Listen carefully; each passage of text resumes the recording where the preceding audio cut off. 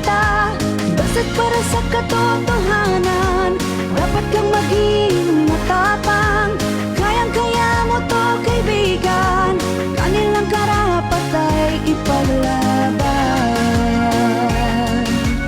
Oh, ipaglaban.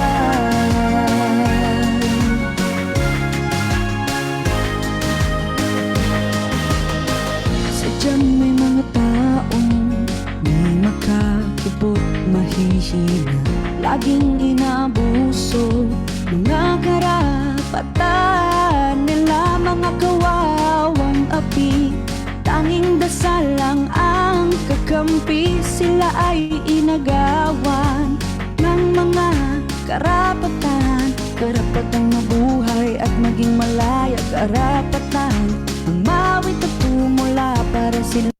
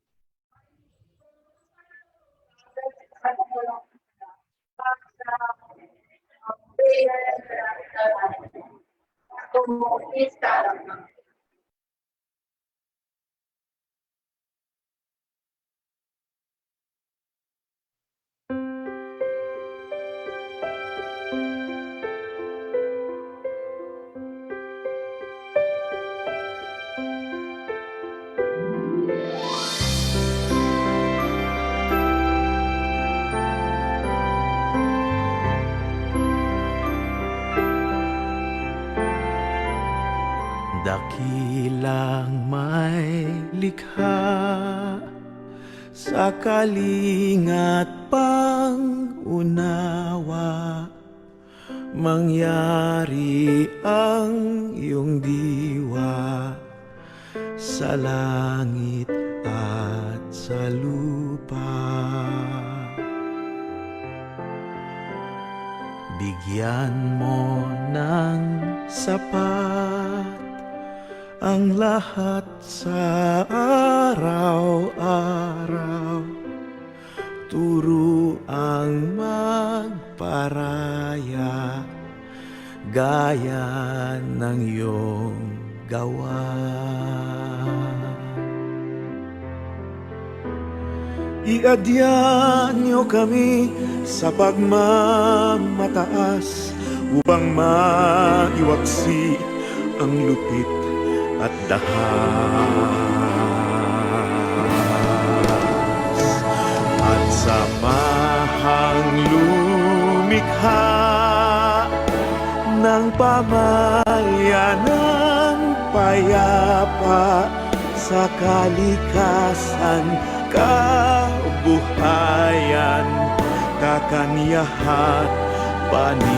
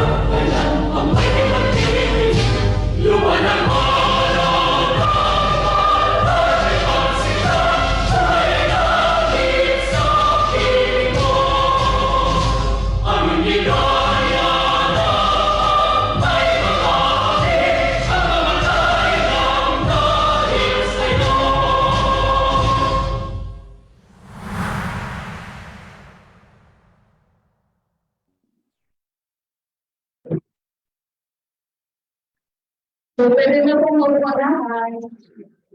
Morning ulit. So, magandang umaga po sa inyo. Ngayon ay June 27, pero pinagdiriwang natin yung International Day in support of victims of torture. So, pinagdiriwang talaga siya every June 26.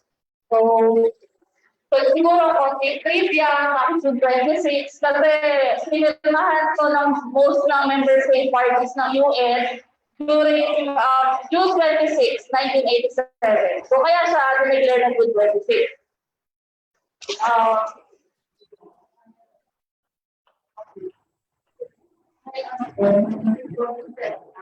So ngayon,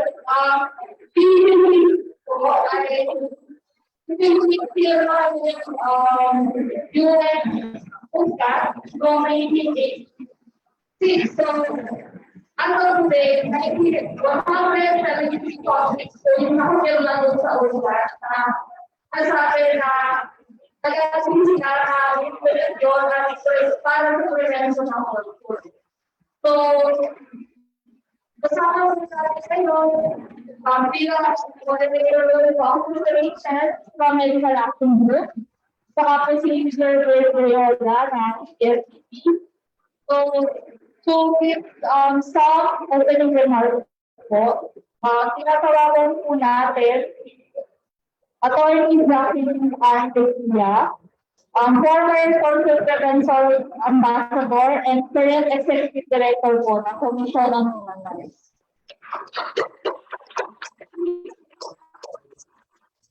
Thank you very much. Mr. Emmanuel Anissa, Executive Director of TFDP, or Task Force Detainees of the Philippines.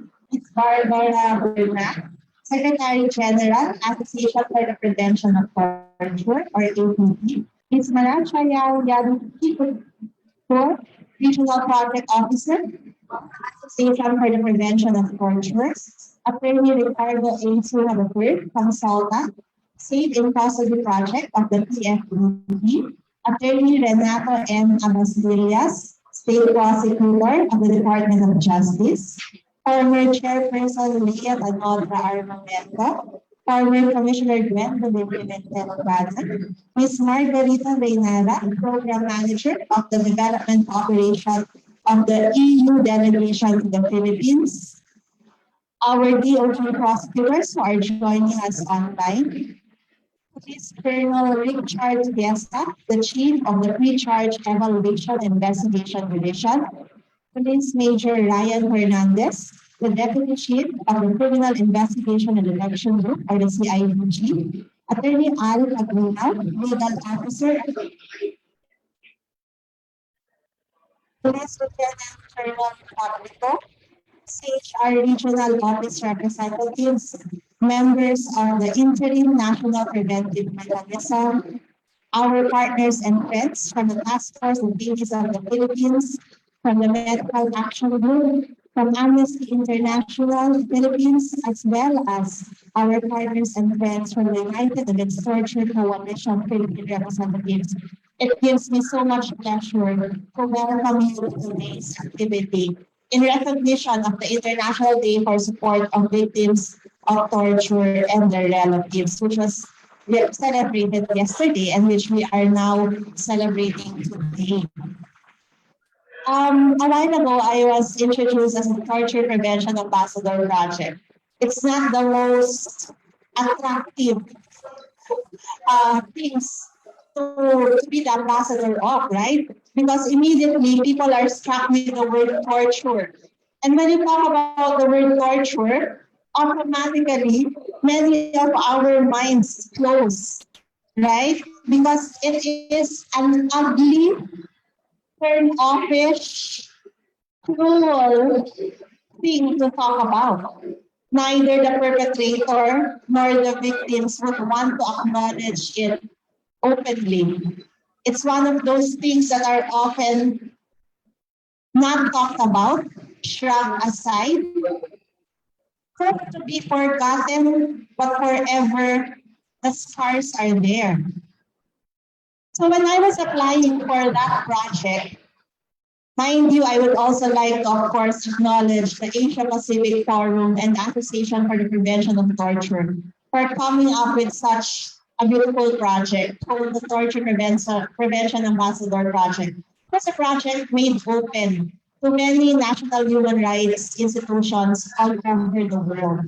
So as many of us know, there are CHR counterparts globally, many national human rights institutions, and they wanted CHR, among others, to apply for the project.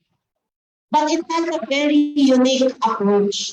They wanted us to conceptualize a theory of change that will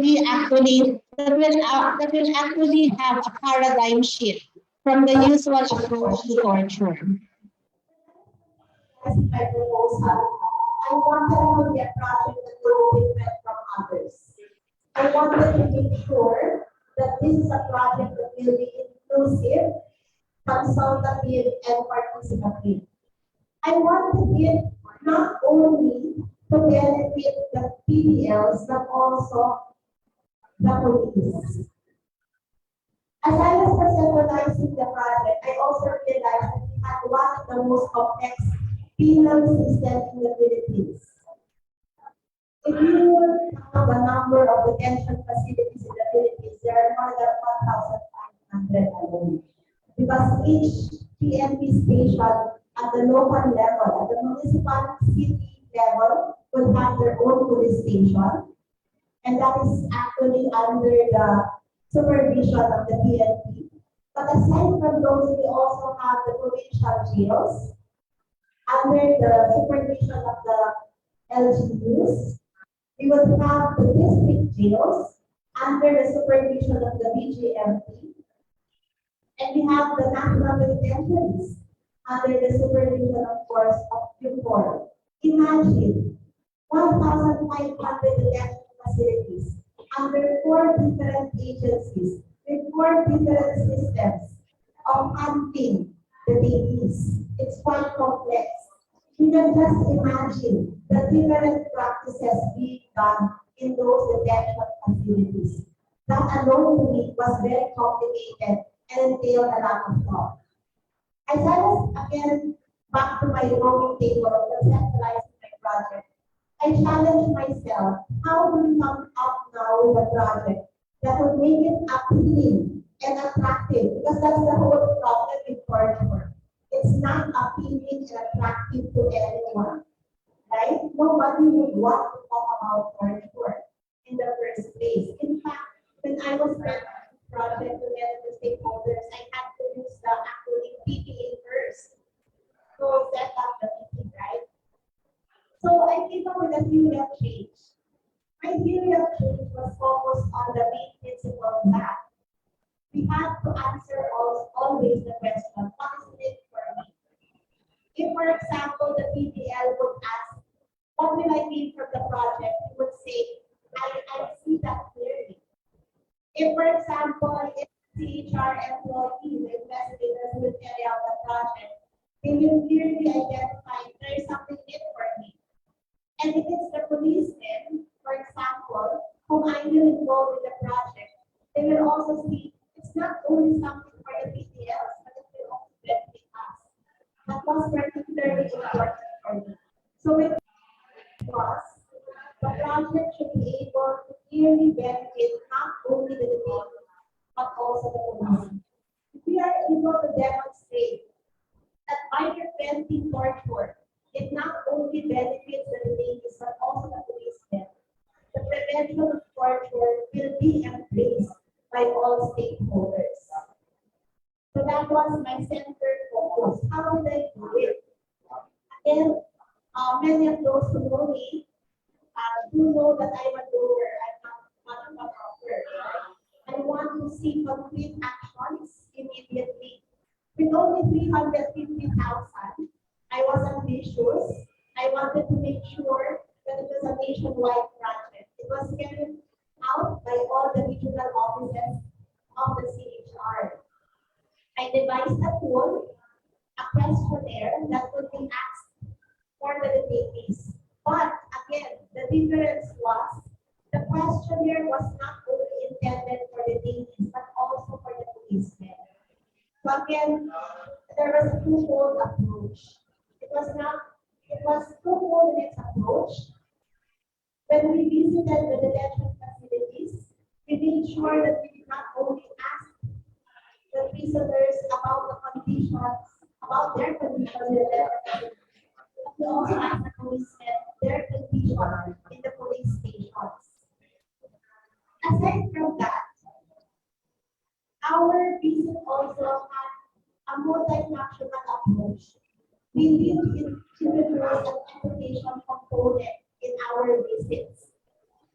What we did was to aim at behavior. Diba? Or, I do have a background, for example, in psychology. I don't know that.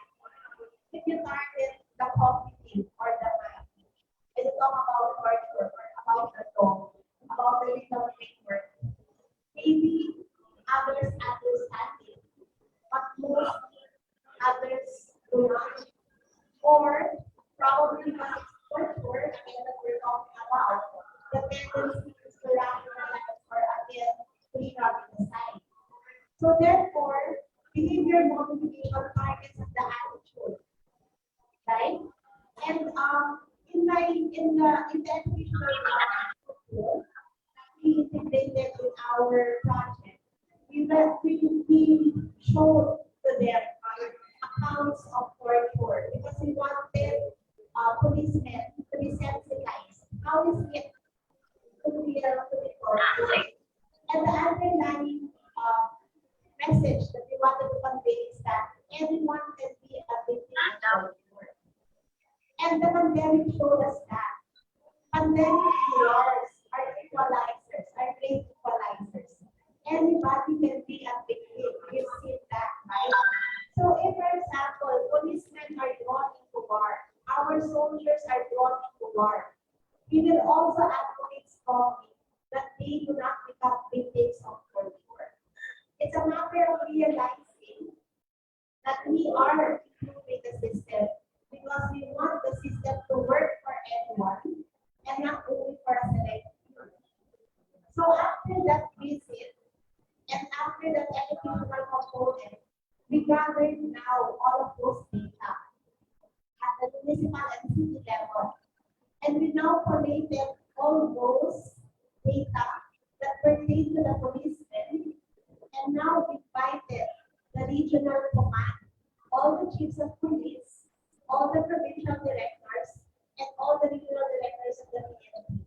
We presented to them what we have gathered from the ground. And we urged them to find solutions for the policemen's concerns and issues that are doable at their level. So again, multi-level. It did not only stop at the grassroots level or at the city or municipal, but it also went regional.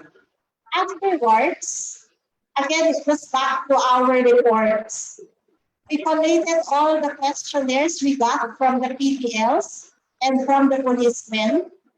And now I try to assess and analyze what were the root causes of torture in police stations. One thing we realized, it was not entirely the fault of the policemen or of the jail custodians. Budget plays a very important role in the condition of our detention facilities. So we did see when we went around the police detention facilities that if, for example, a police station had a model police station. Ibig sabihin, pinondohan ng LGU yung lupa, nagkaroon ng donation of land. And then there's a PNP counterpart money. Chances are the detention facility is much more better. It had a standard size. It had a toilet, it had lighting, it had ventilation. Because it was prescribed, right? But if you go now to a locality wherein the local government unit does not show its support to its PNP. Sabi ko nga, kinakawawa yung PNP dito sa lokalidad na ito. Ibig sabihin, hindi binigyan ng donation of land. Tingin lang sa isang building. By the way, I have a fond memory of our visit somewhere in Kenya. London building where they house the PNP. It was not only the condition of the detention facility which was lamentable, but also the workplace of the PNP. Because office spaces were separated by curtains. Imagine how they can work, no? And then the detention facility was the CR. They just placed a gate. And then it was a very cramped space. From the toilet, you can just imagine anyone having to lie down near the toilet. Again, something that is linked to the bureaucracy, to the budget, right? So, with that experience, I now came up with an advisory urging the Department of Budget and Management to provide allocation for PNP model police stations. More importantly, we came up with an advisory addressed to the local government units, urging them to donate lands for the construction of model police stations. Again, our view will change. Going back, no? If we have a PNP model police station, there will be a guaranteed detention facility. It will not be arbitrary. It will not be poor in terms of condition. Second, how will it now work for the policemen? They now have their own workstations. If a policeman, for example, goes to duty for 24 to 48 hours, goes back to their barracks, tired and stressed in the field, and there is now a detainee looking for attention. The question is, do you think that the policeman will have more patience or will probably be more impatient because there is no resting place for them or no adequate workstation for them? If, for example, they don't have sleeping areas and they are now asked to attend, for example, to the situation of a detainee who is sick, would they have the empathy? Or would they look at their own personal experience and think, I am so tired. I just came from a 24 or 48-hour duty. Do I have more to give? And this is a detainee. Diba? So again, we demonstrated that by coming up with a good working environment for policemen, they would be in a better shape and position to understand and to cater to the needs of the PDLs. So that was one. I am so happy because of that advisory. Again, a doer, and I would like to have concrete things done at the end of the day. For example, the Palawan Provincial Office donated a piece of land to the Palawan Police Station during my time as the Regional Director of Region 4.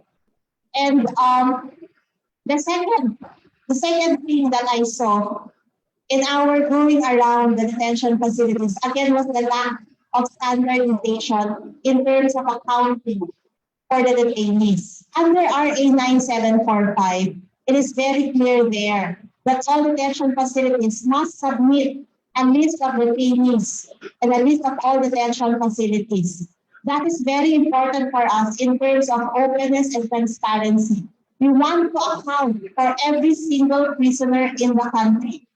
During the last 2 years of the pandemic, when a loved one failed to go home, there was a question in our minds. What happened to our loved one?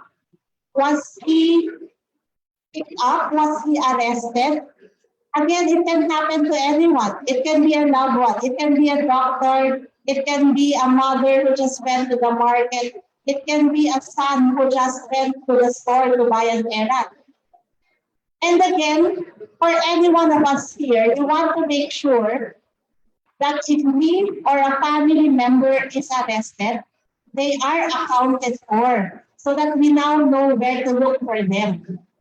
It doesn't presuppose again the torture happened already.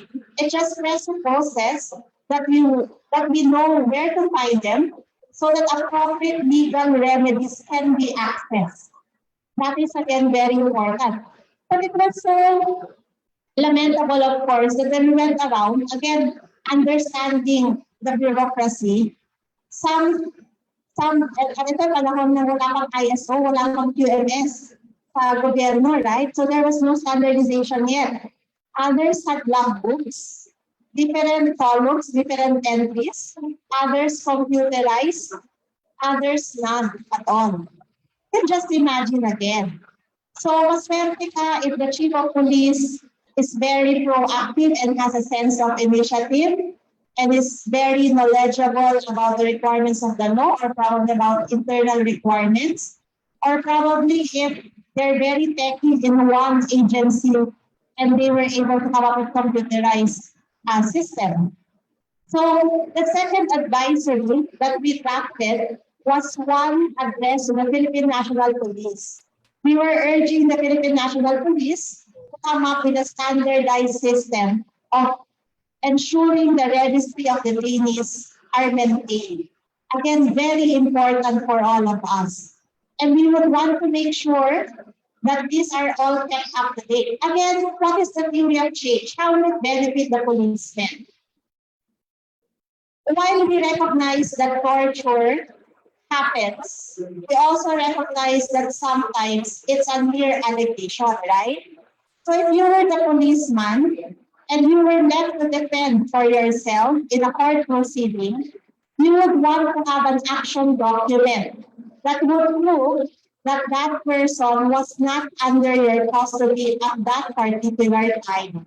And what best document will you have to show other than the registry of the detainees?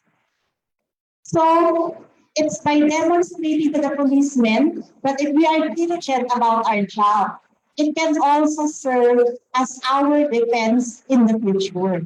So it works for both parties, not only for the PDLs. The third thing that came out on our studies, number 3, was that there was different allocations for food, and food is a basic right. It is cruel, inhuman, and degrading not to be fed. It's a basic right. O ngayon, punta ka sa provincial jail, tackle system. Pila ka doon, di ba? Pinagsama-sama yung budget, tas tackle system. Sa police station, dahil walang budget, ang mga detainees, ang mga pulis ang naglalabas from their own pockets. Or, pag maswerte yung detainee, their family or loved ones go and visit the detainees. But what about what happens now if there is no relative? And what happens now if the policemen do not shell out money from their own pockets or do not get from their own MOE? Again, the root cause is DBM. It did not see that it should not merely provide for the MOE of the policemen, but also for the MOE of the PDLs. Now, if, for example, this happens, this continues, it now gives the policemen more reason to commit acts of corruption, which we don't like to happen.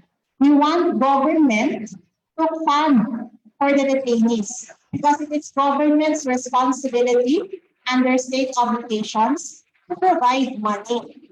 So now another advisory was addressed at DBM, please provide money for the food of the detainees. That will make sure that the policemen are able to enjoy their salaries and do not have to shell out money and do not have to commit acts of corruption, for example, and then for the detainees to eat quality food while in detention facility.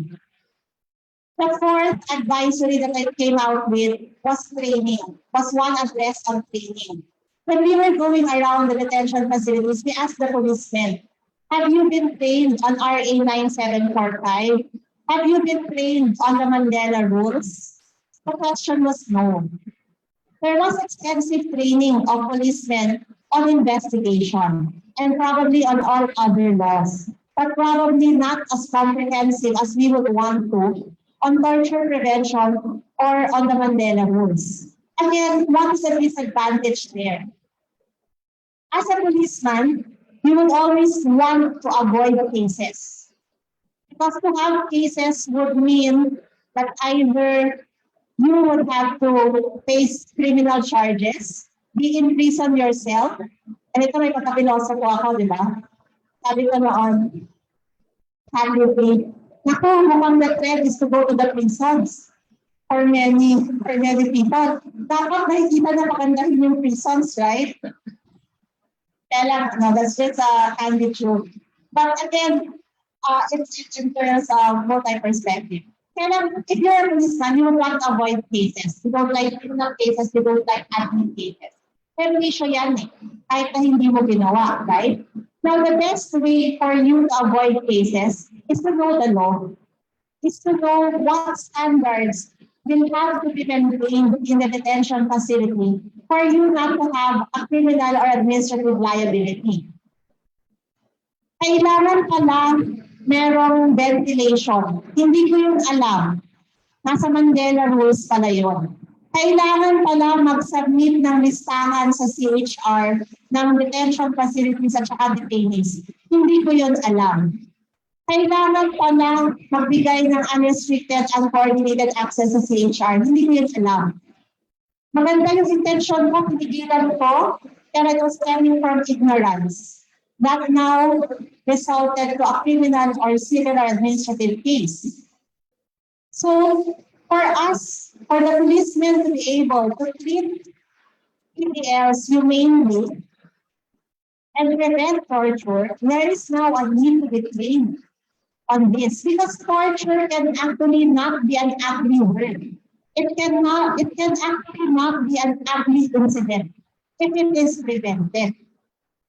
Right? So the key is to prevent it.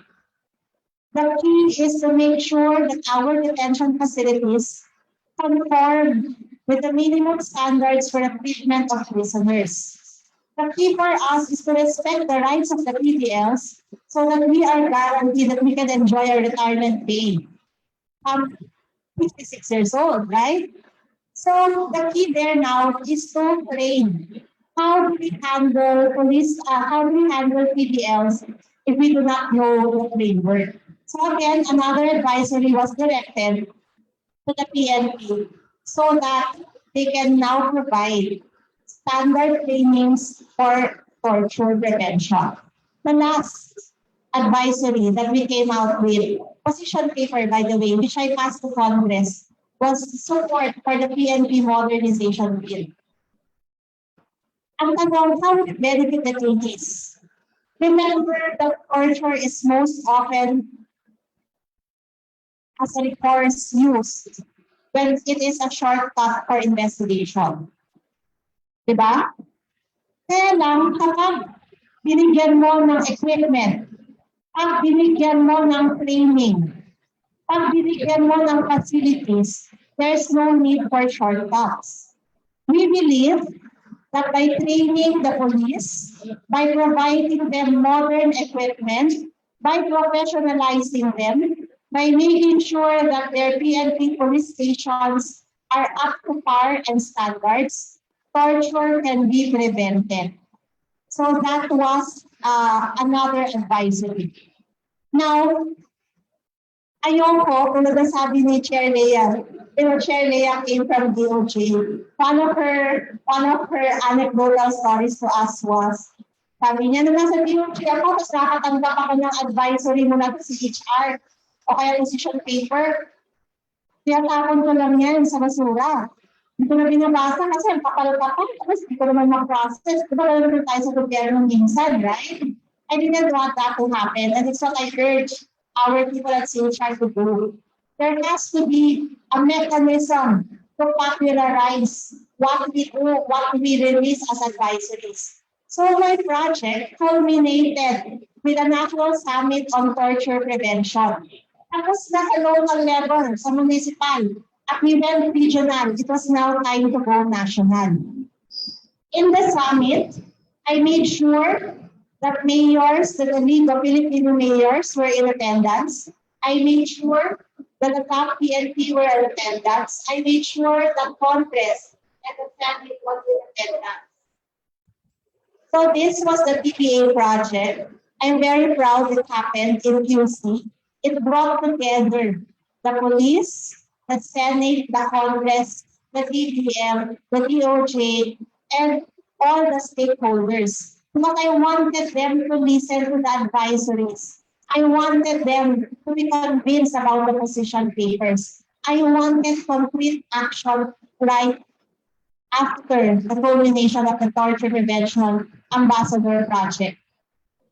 If you look at Google and search the TPA projects, you will see pictures of investigators all over the country from all our 16 regional offices having a good time with the police, collaborative in its approach, because I also patterned it after the NPM model. It was friendly, it was non-adversarial, it was collaborative, but more importantly, I wanted to make sure that it was participative, inclusive, multi-tiered in its approach, and that in the end, it will cater to everyone. It will not be a mere piece of paper, nor a visit that will not result to anything concrete. So can torture be prevented? I dare say yes. Will it entail so much cost? I dare say not. With only 350,000, we were able to do so. We were able to do our mandate of jail visitation using the NPM model. We were able to do our promotion work because we had a standardized educational module that targeted attitude and aimed to modify behavior. It had the policy work because we produced advisories and position paper, and we did not only do yung protection work because that is adversarial, di ba? And there were no cases of torture that we discovered during our visits. But again, it was also done at the local, regional, and national level. So this morning, I just wanted to inspire everyone. Torture can be an attractive, sexy word. Just have to couple it with another word, prevention. Torture prevention. We have to work on torture prevention. It can be collaborative. It need not be the work of CHR alone. It need not be the work of civil society alone. It need not be the work of the NPM alone. It can be a multi-sectoral approach. It can also work for the police, for the PGMP, for national penitentiaries, and the like. I hope that moving forward, we are able to simplify also the penitentiary system in the Philippines. To have 4 different approaches just provides a lot of arbitrariness. But I hope that I inspired you this morning. I hope that we can see that it can be done. It has to be sustained.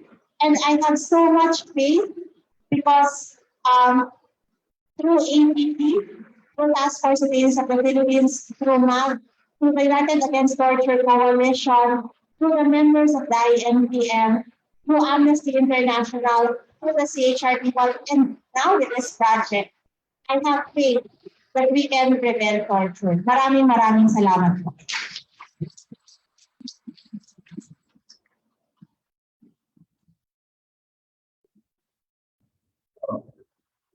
Salamat po, City Director Jackie Bigyan. For the Task Force Detainees of the Philippines, that our Secretary Director, Mr. Luis Lamisa.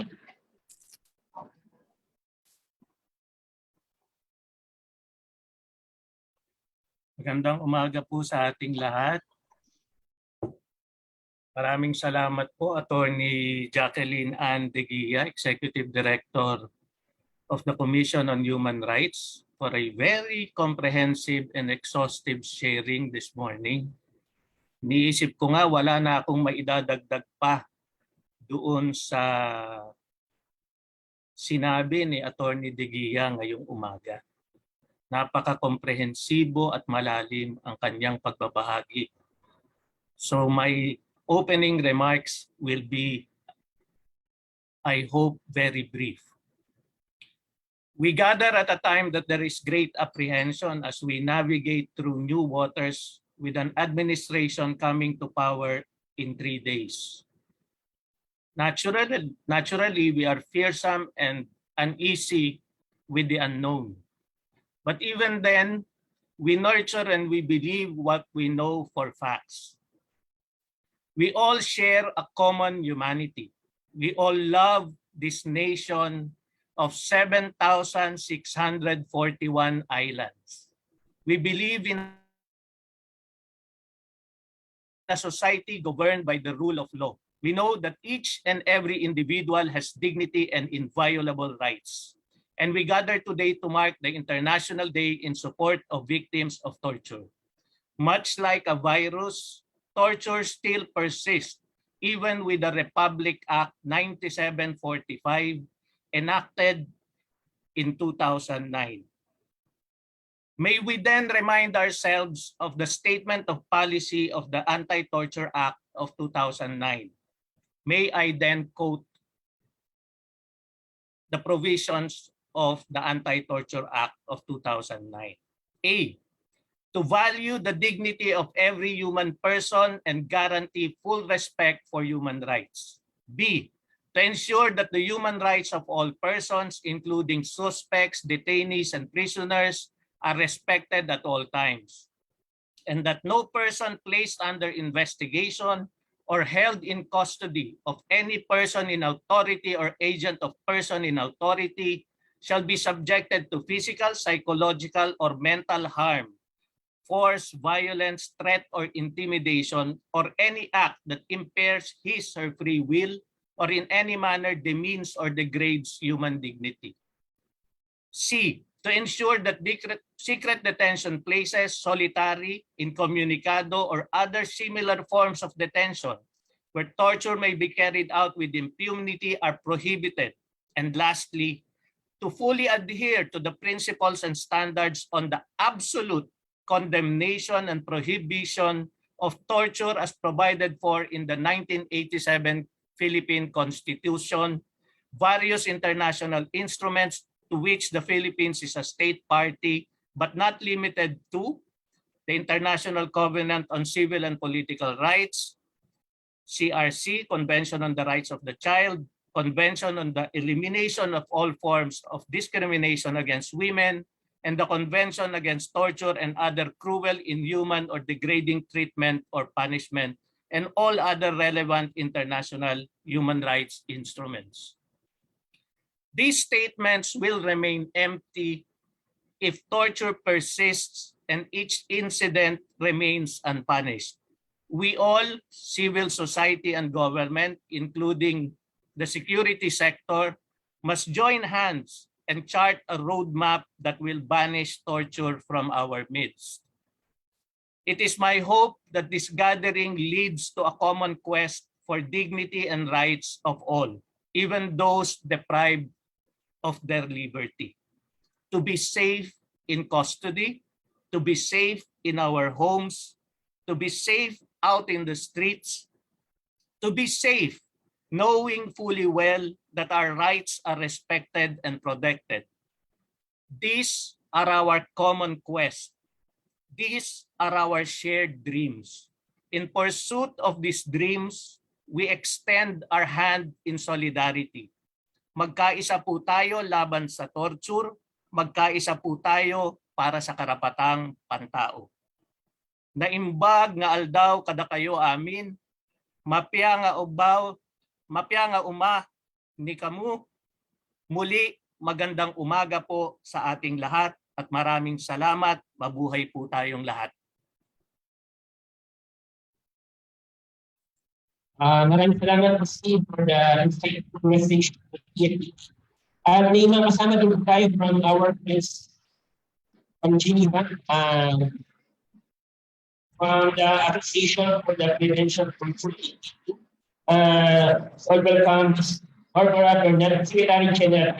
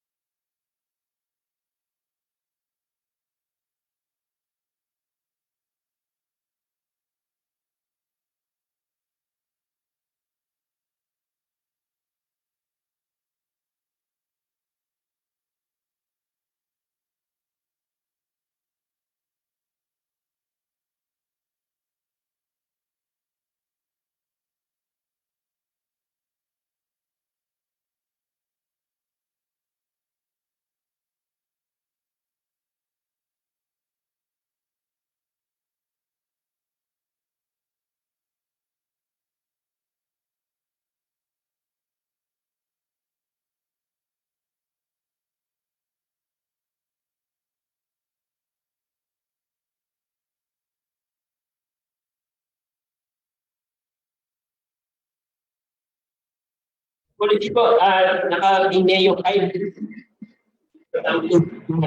Naka-ineo kasi yung kayo. Hindi ba lang so, sa proceed muna kay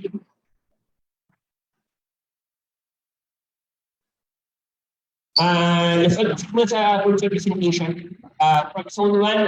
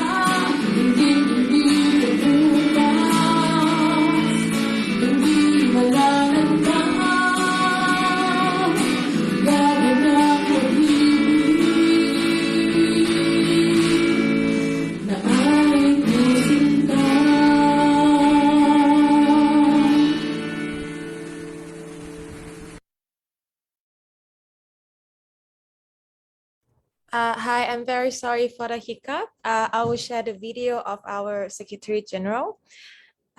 She's sharing her opening remarks here.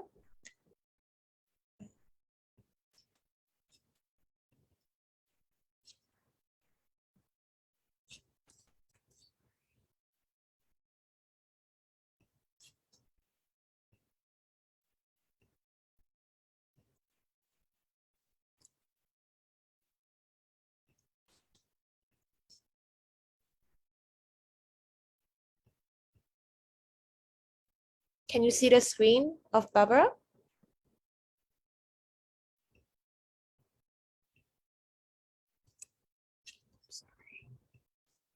Good morning. On behalf of the Association for the Prevention of Torture, APT, I would like to welcome you online and remotely, unfortunately, to this public event on safe in custody on the occasion of the 26th.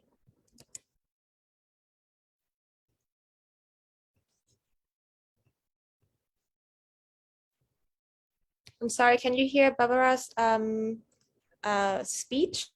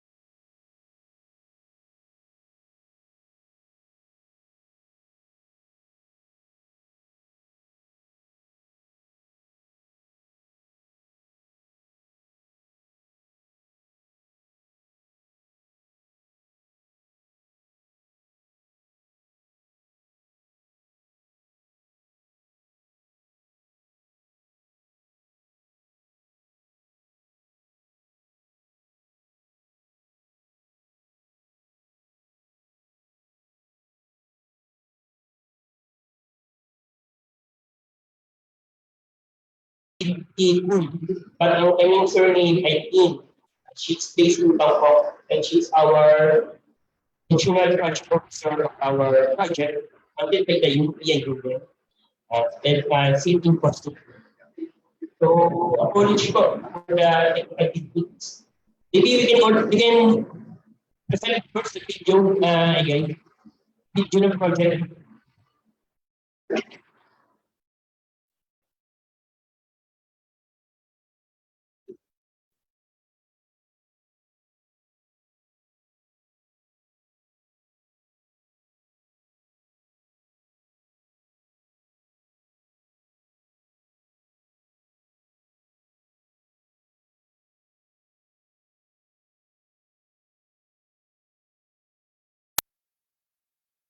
So APT has been working in the Philippines, Malaysia, and Thailand for more than 15 years.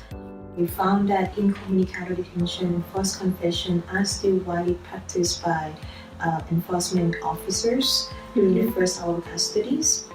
Our 3.5-year project on reducing risky practices leading to torture and ill treatment during the first hour of custody, or we call it safe in custody, aims to reduce these practices and aims to promote the rule of law and the right-based policing, also accountability and transparency of the officers. So under this project, we will work together with our implementing partners in Thailand, Philippines, and Malaysia. For example, on Objective 1 on increasing transparency in the police custody will be led by Task Force Detainees in the Philippines. On the Objective 2 on improving police practices by implementing safeguards and non-coercive interviewing will be led by Cross-Cultural Foundation in Thailand. And the Objective 3 on changing public mindsets through innovative and creative activities will be led by Suram in Malaysia.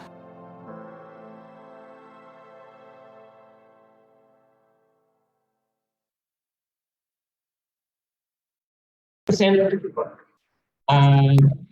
na lang guys yung permission para makapag-share siya sa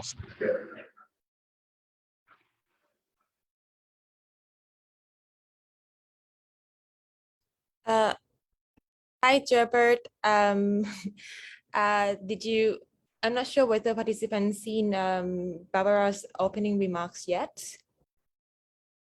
because I can see the video presenting about the project already.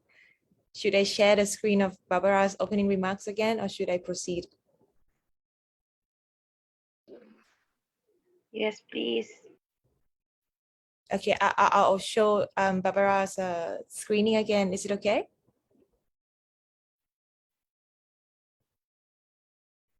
Yes, please. Okay.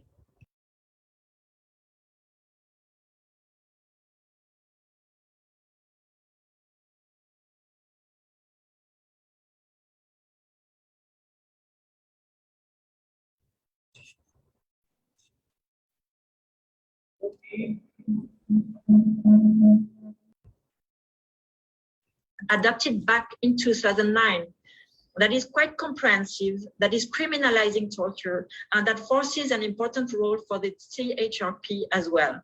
But it is important for this legislation to be better implemented. But it's important to have a law and a legal framework, but we know that legislation is not enough. We know that it is important to translate the norms into practice.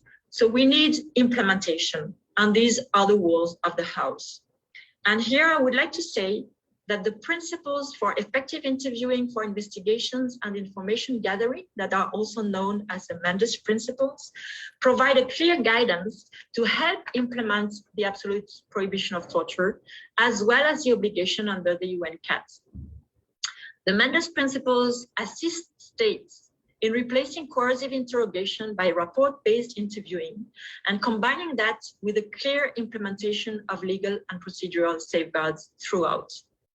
This will help with the obligation under the UN CAT to review interrogation practices and implement a new effective method. It will help with the implementation to train law enforcement and with the implementation of the exclusion in court of any evidence obtained by torture. In February, the Task Force Detainees and the Philippine Human Rights Commission had already convened a roundtable with judges, prosecutors, and Philippine National Police to discuss how to start implementing the Mendes principles in the Philippines. Finally, public expressions of support by different actors is key to ensure advocacy at the UN and implementation at the national level, and we encourage you all to support the principles.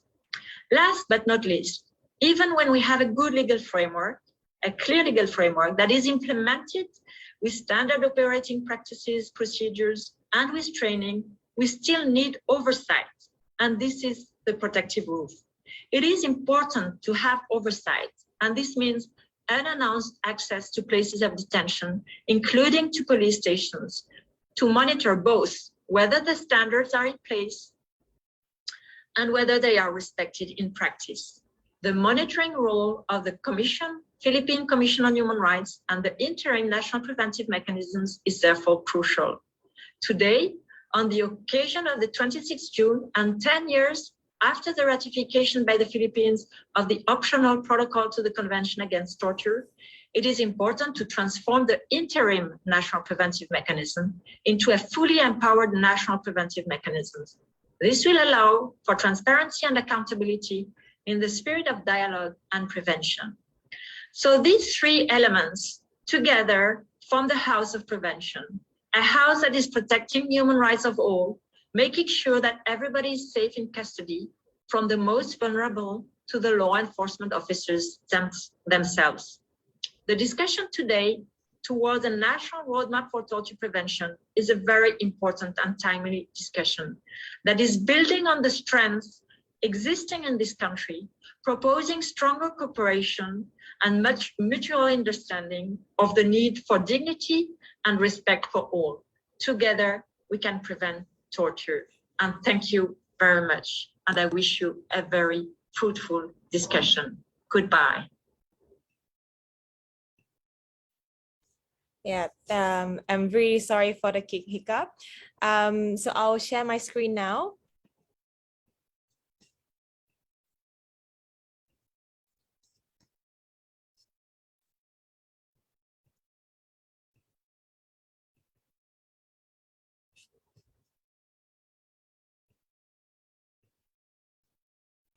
Can you see my screen?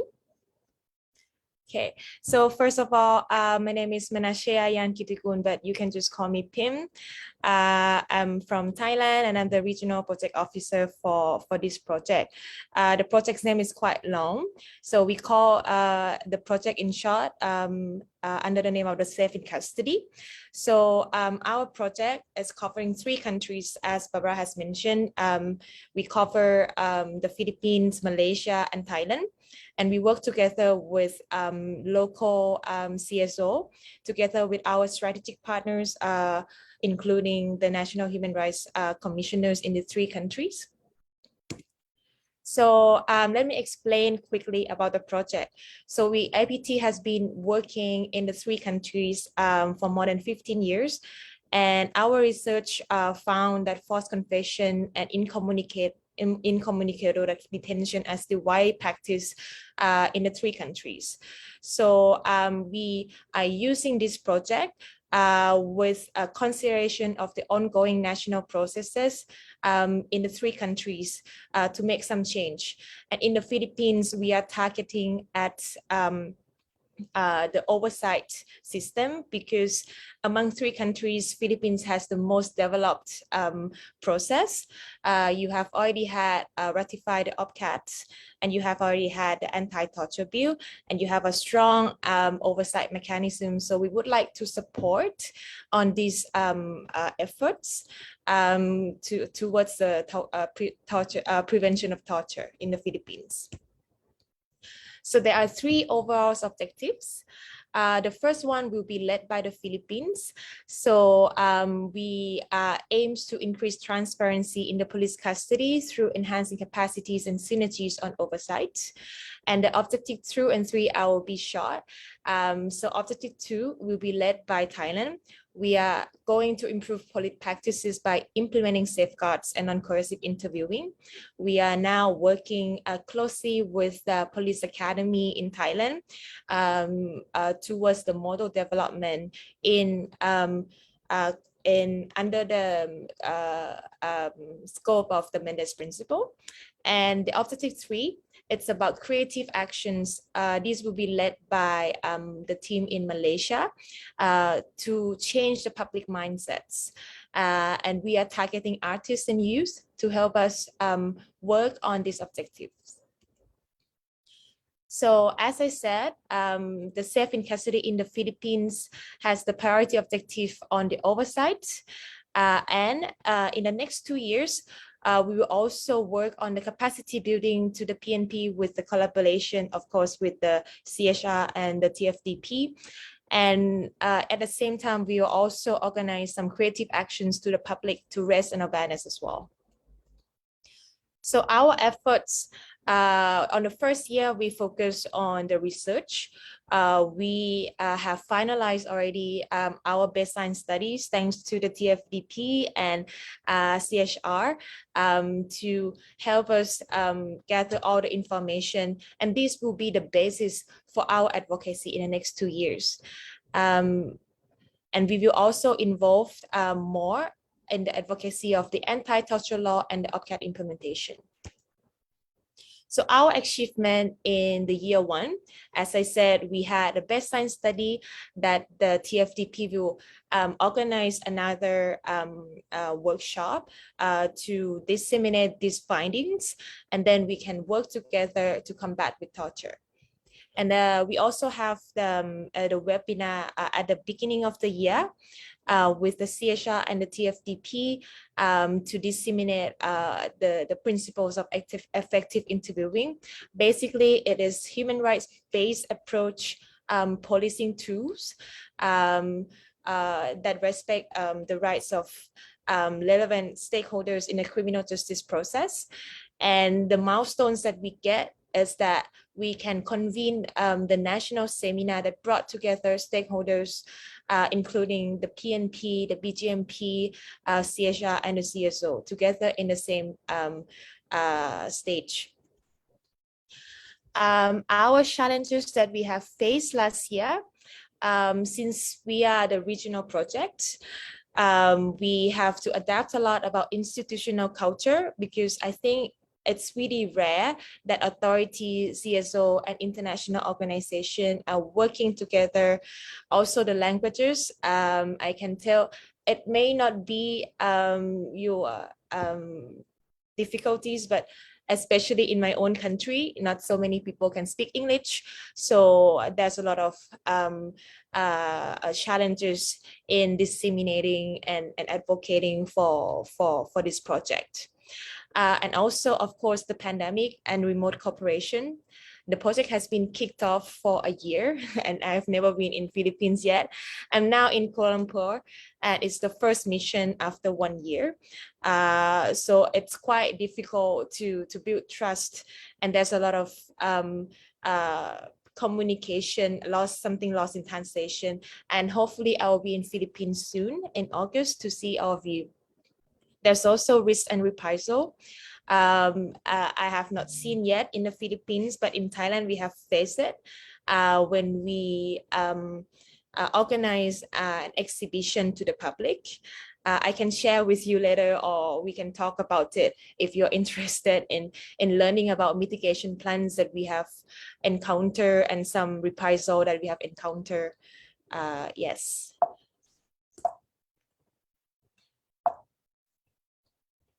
So our expected outcomes in the next 2 years, we want to bring on constructive dialogue among stakeholders, including CHRP, TFDP, and the police, towards the understanding and acceptance of transparency and monitoring of the police. We will also develop the e-learning modules on the monitoring of the police detention, mainly with the CHR and the INPM. We'll also do the e-pilot platform, systemizing a recommendation stemming from monitoring visits to police lockups. And these, once it's successful, we will also share these good practices to Thailand and Malaysia as well. And at the end of the project, we will have a conference gathering high-level representatives of all target groups from 3 countries, and we will share national success to other countries. So this will be an overall activities that we are going to do in the next 2 years, thanks to TFDP that has proposed these activities. So we will work closely with the CSO and the CSR for the high-level dialogue to create the synergies and the acceptance of monitoring system. And we will also develop and launch a national action plans on the safe in custody. Again, we also have a lot of closed-door meetings, including the baseline study dissemination, where we want to share and we want to seek for the cooperation in order to prevent torture in the Philippines. We also focus on the safeguards. So what we are planning to do is to review and summarize and prepare metrics for the MEDES principle within the PNP operational procedures. We will also do the webinars with the CHR regional offices and the PNP local police to disseminate about safeguards. And we're also planning to do a training sessions for the police focusing on Mendes principles.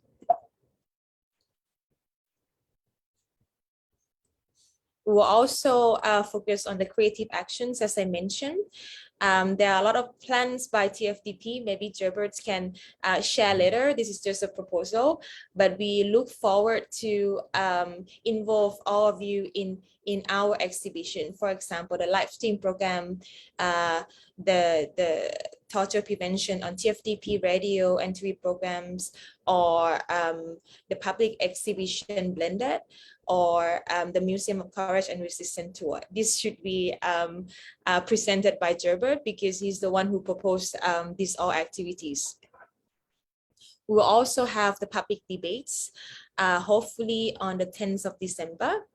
And then we are planning to have a manifesto signing among stakeholders in support of Mendes principles.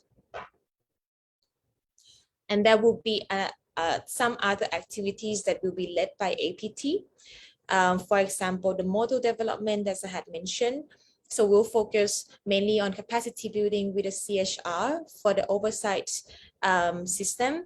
And we will do potentially this training can be accessible by CSO and also the public to raise an awareness to everyone. And I think that should be all for my presentation. But I'm up for the questions if you have any.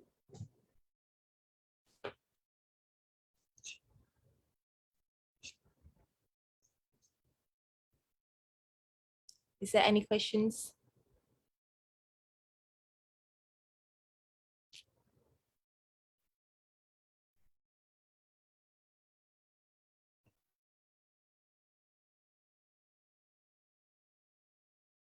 Is a new standard for technical interviewing for investigations and information gathering. Of course, Mendes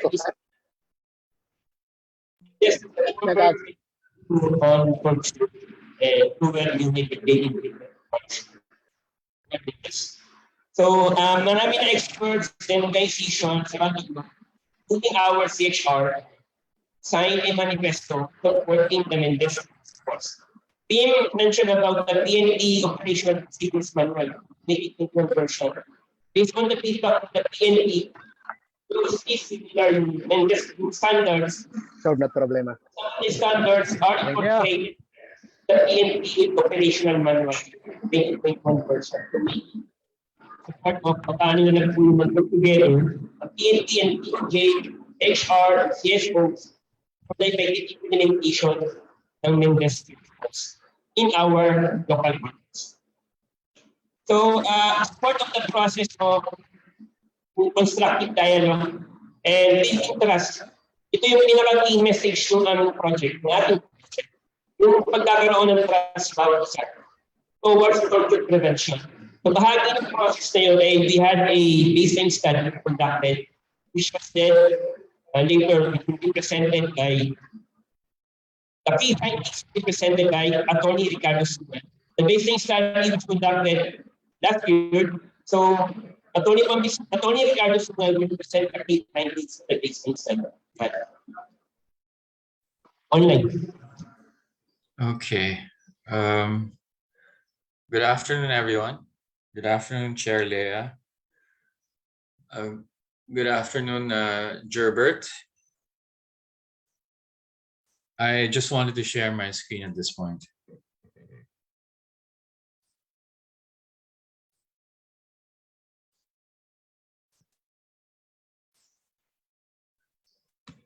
Okay. So this is the baseline study which TFD did. And it's well, it was actually done last year in the middle of the pandemic. And these are the objectives of the baseline study. And PM and Barbara actually talked about these objectives a while ago. Number one is to increase transparency in police custody through enhancing capacities and synergies on oversight. Number two is improving police practices by implementing safeguards and non-coercive interviewing. And number three is change the public mindset to reject torture and ill treatment by police by increasing knowledge on rights and mobilizing artists and youth.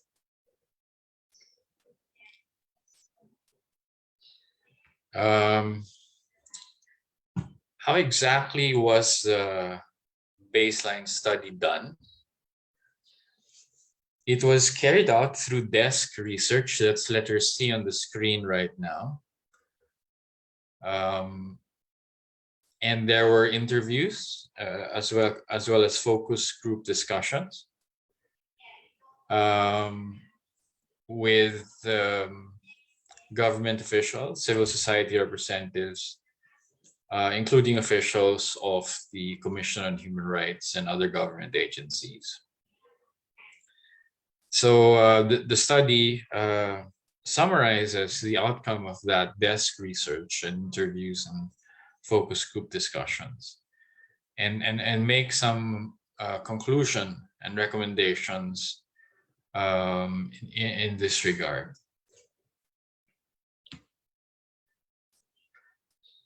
Well, in general, allow me to relate the findings in the baseline study to what Barbara and Pim were talking about a while ago. What the baseline study found after talking to the interviewees and the members of the focus group discussions, the respondents, the finding was that, well, using the imagery used, offered by Barbara, the three parts. Well, number one, the Philippines does have a strong legal framework, and much has been mentioned this morning about RA 9745, the Anti-Torture Act. So, you know, it defines and penalizes torture, and it uses the international definition of torture found in the UN Convention Against Torture and Other Cruel, Inhuman, or Degrading Treatment or Punishment. But at the same time, it has created conditions. Well, you know, some of it is actually taken from the UN Convention Against Torture, which I alluded to just now. But some are actually new features that make the provisions more appropriate to the Philippine setting. Well, just to underscore, for example, Attorney Jacqueline De Guia was talking about the obligation under the law, RA 9745, to to provide lists of detainees as well as lists of places of detention. And you know, it's really not well. She discussed the different levels of the implementation, and in some places it's simply not followed. So it's important to look at those obligations under the law. So well, first, not to incur any criminal, civil, or administrative liability, but also simply because it's the right thing to do. and that we should put a stop to torture, and we should do so together.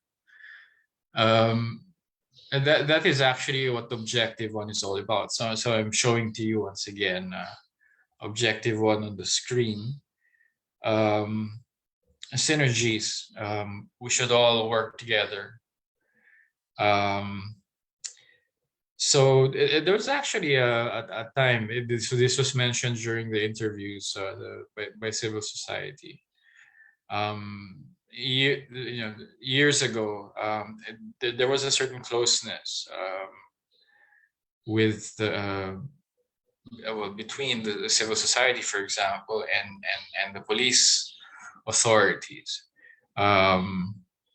However, in recent years, there hasn't been that much interaction between civil society and the police.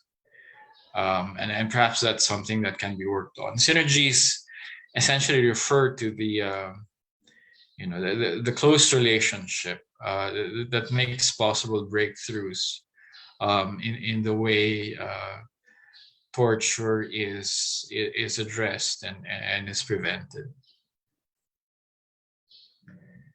All right. So there was also discussion in the interviews and focus group discussions on non-coercive interviewing. So there has been talk this morning about the Mendez principles, and included in the principles is non-coercive interviewing. So here, well, there were civil society representatives who were very concerned, from the moment that a person is arrested, the police start talking to the individual, and so the result is that many times the person arrested acts out in a manner that is, well, the result of intimidation. In civil society, both those who are actually arrested and those who were assisting those who were being arrested, there's really this air of intimidation, this imbalance of relations between the police and the person arrested, and therefore, non-coercive interviewing, it's something that is not happening yet, and what is happening is really something that's far from it, and it's something that needs to be addressed. What is important? Well, for example, the police who were the police officer who was interviewed. There's a lot of mention about RA 7438. So just to underscore that it's not just RA 9745, but there are also other laws like RA 7438, which requires police officers to give the Miranda warnings. You have a right to remain silent, etc., etc. So the police have a duty to inform the person arrested of the Miranda rights. And under RA 7438, if there is a failure to give the Miranda warnings, there is actually criminal liability on the part of the police officers. Now, RA 7438 also ensures that there's a right to a visit.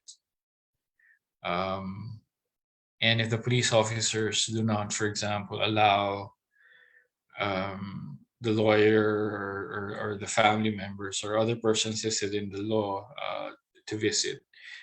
The police officers or other authorities who are preventing the visit will actually also incur criminal liability. That's RA 7438, and that was actually discussed by the police quite extensively, and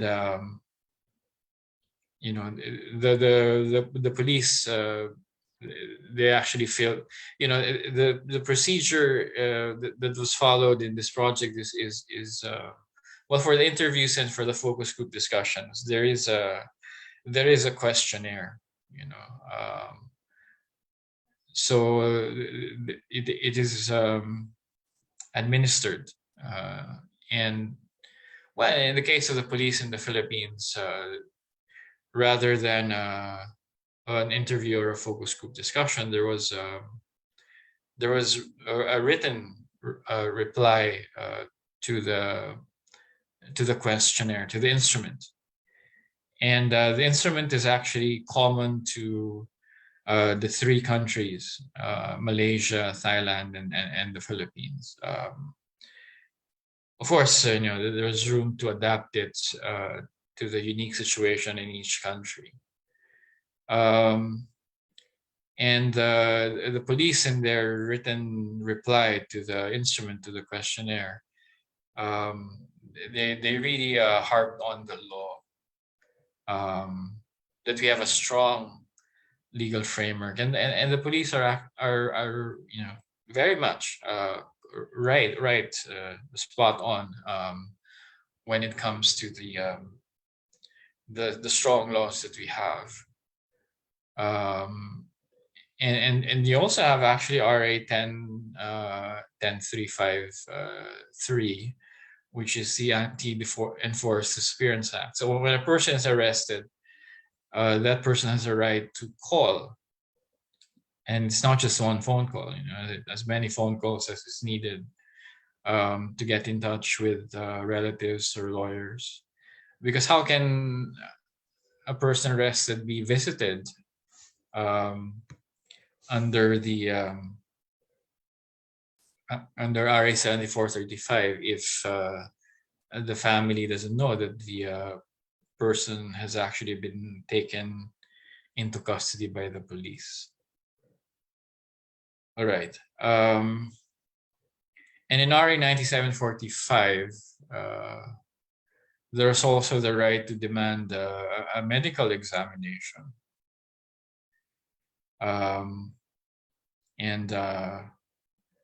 You know, medical examination is crucial in torture cases. Of course, you know, what you want is to prevent torture from happening in the first place, and it's essential for the police and civil society to work together in this regard. These are the findings of the baseline study. However, if torture does happen, so the medical examination will help to provide evidence of the torture, and it's actually added to the warnings that a police officer is supposed to give at the moment of arrest. So the arresting officer is not just supposed to give the Miranda warnings, but also the arresting officer is supposed to say that the person arrested has the right to demand a medical examination. And there are actually also international standards when it comes to a medical examination, and it's called the Istanbul Protocol.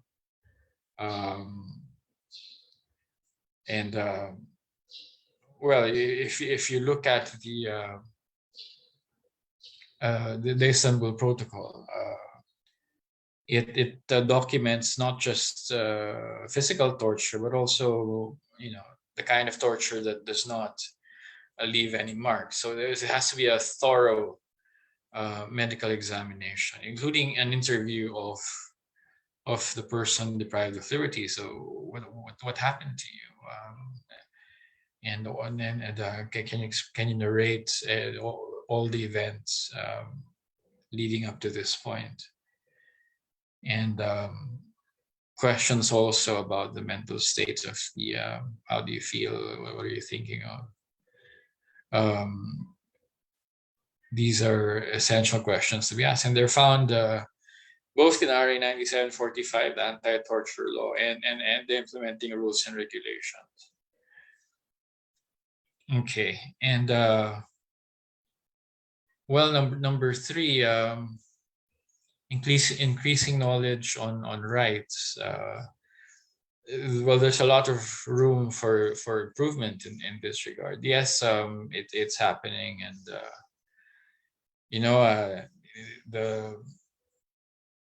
the CHR has come up with a lot of campaigns, and these are very useful. Well, objective 3 is talking about these increasing knowledge on rights and mobilizing artists and youth.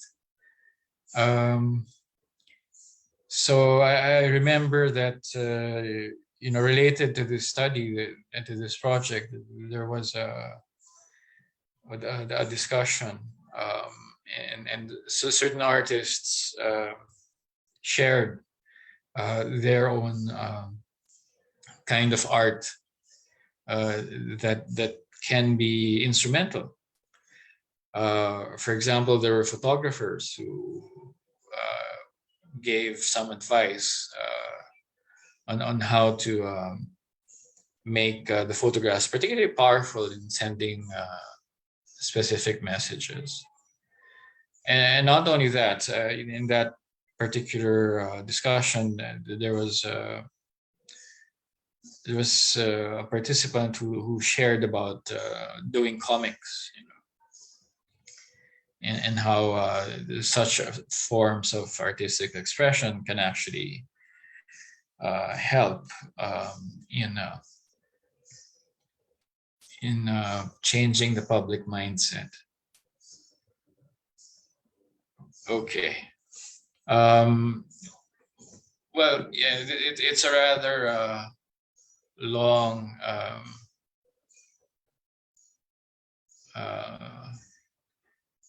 long baseline study. Now, one of the points that was also raised was, praises are due to the the CHR is deserving of praise, for serving as the interim national preventive mechanism, and the visitation office carrying out its work pretty much with the standards in the OPCAT for the national preventive mechanism in mind, and taking the lead in an interim national preventive mechanism. So that's certainly something that is commendable, and it's great. It's wonderful, and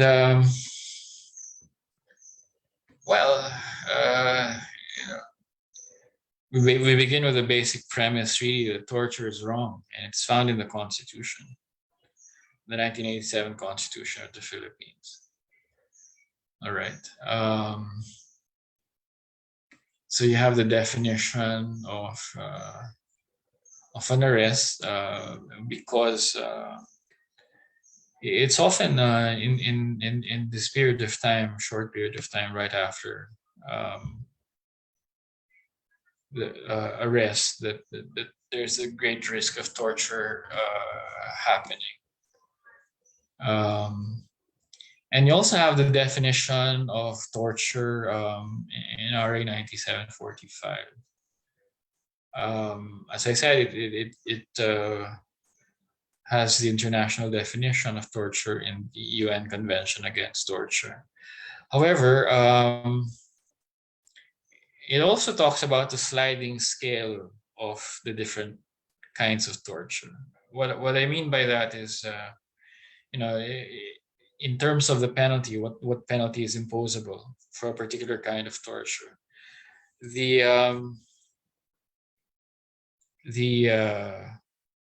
law, the anti-torture law, makes the penalty heavier if the form of torture is more serious, is more severe.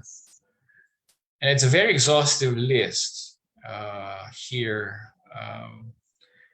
Dental torture, look at that, number 9, pulling out the fingernails. So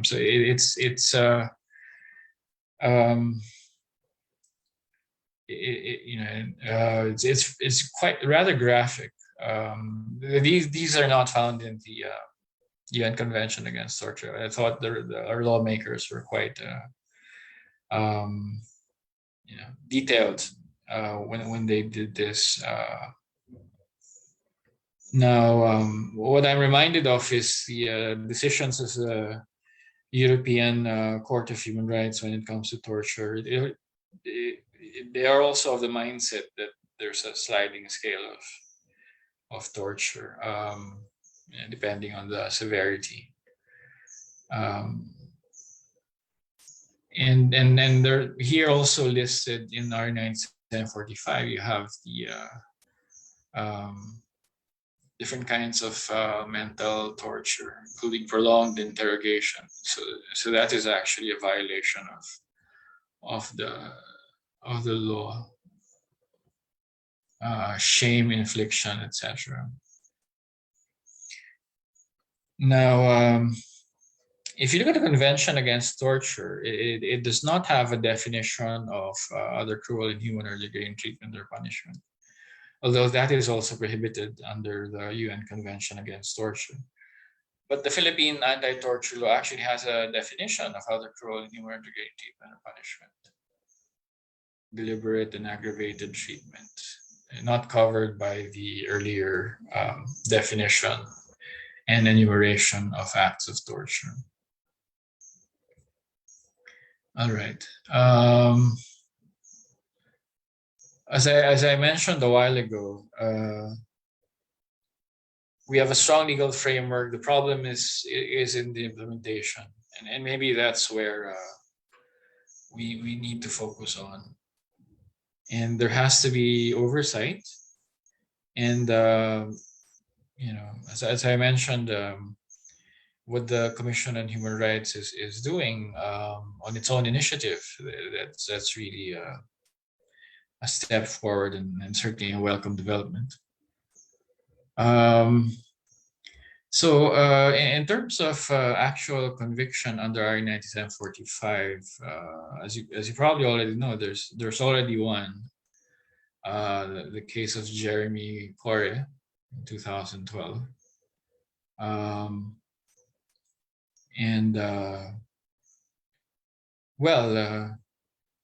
It's just one case. So the point is that there should be accountability. So this is what the civil society representatives have stressed. So there should be an end to impunity. All right.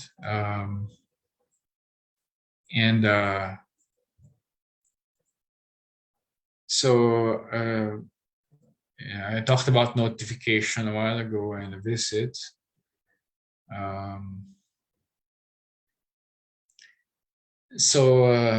Unfortunately, a lot of the civil society respondents mentioned that there's a lack of transparency in practice. All right, so synergies would be possible only if there is transparency. All right.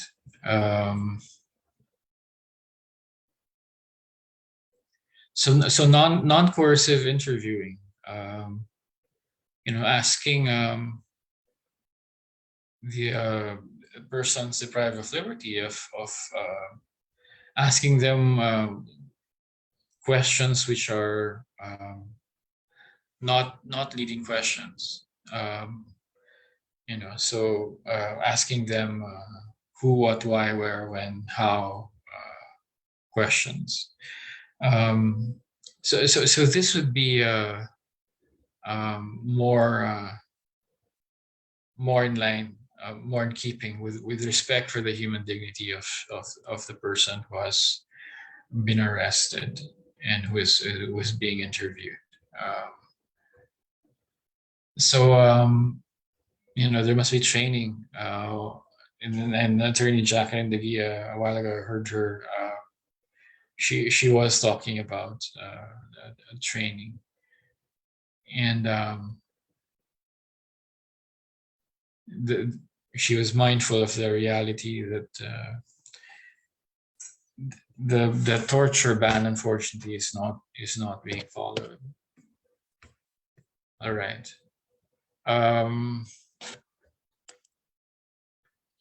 So as far as the mindset of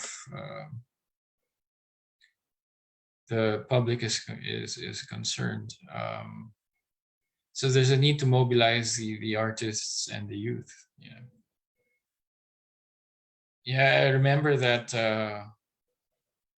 that discussion in relation to this project about photographs, photography, and comics and other kinds of art. So these artists and the youth, they should be mobilized, and they should, they are in fact doing that already, and perhaps there can be more of it, the sharing of how exactly the artworks can be done. That's important. All right.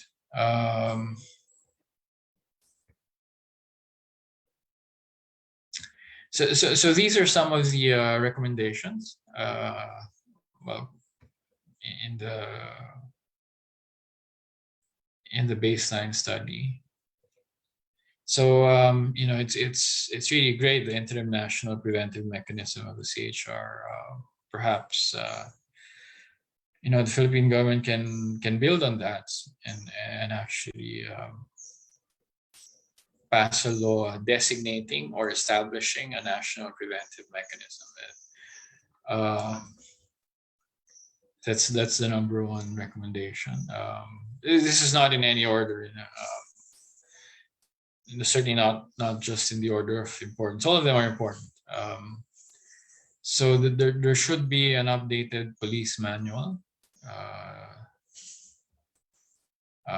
So the required registers of detention, they should be made available to the public. There should be an interagency task force against torture. So here, we can cultivate closer relations between the police and civil society for the synergies that we would like to develop. Police training on non-coercive interviewing,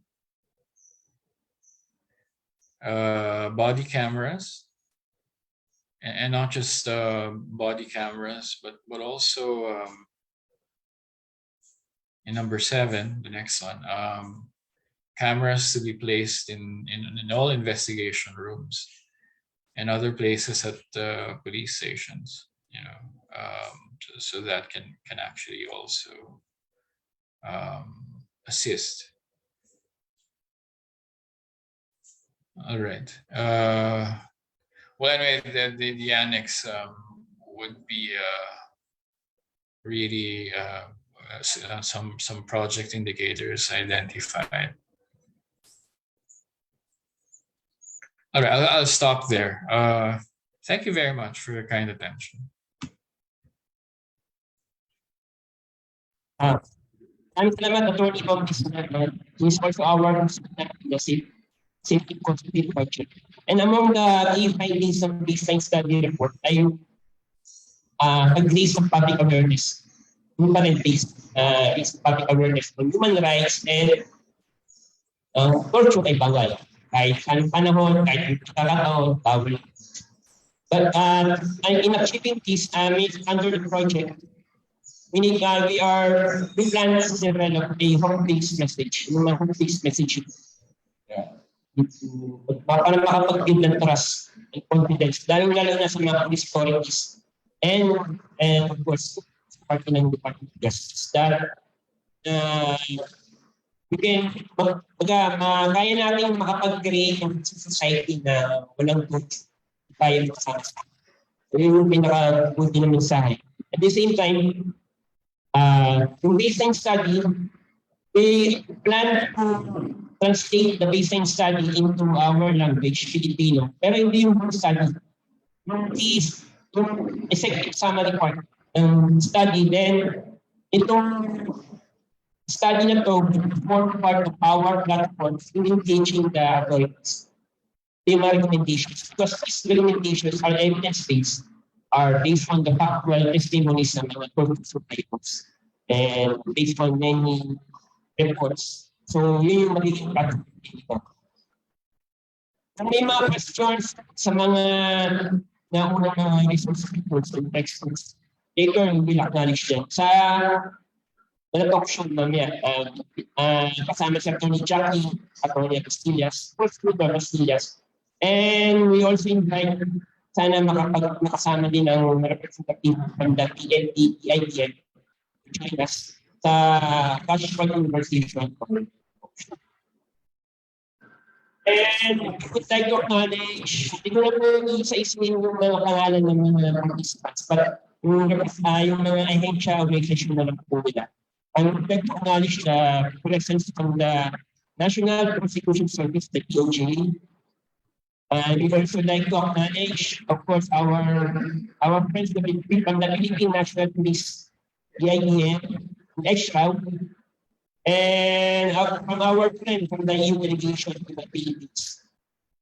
And our colleagues from the Commission on Human Rights and International Preventive Mechanism. And sa mga kasama from the United Nations Coalition.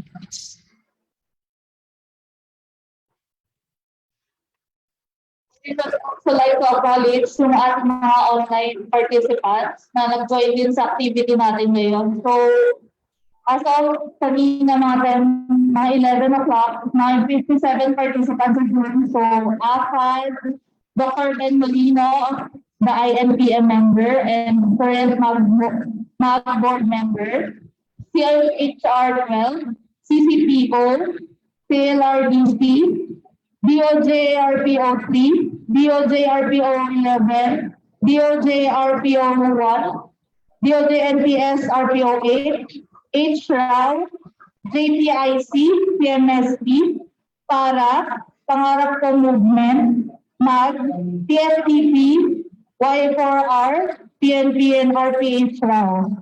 So meron din po mga nag-join sa atin through the FB Live. So mostly Holy Trinity Parish, Y4R Pangarap, saka Y4R Payatas. So gaya po na nasabi kanina sa chat, na-encourage po natin yung mga online participants na magsulat sa kanilang sa isang white paper para po mag-join dun sa campaign. So yung isa ay yung hashtag safe in custody, tapos hashtag torture free PH. So mamaya after nung buong program, encourage natin na mag-open ang camera yung mga online participants. So thank you.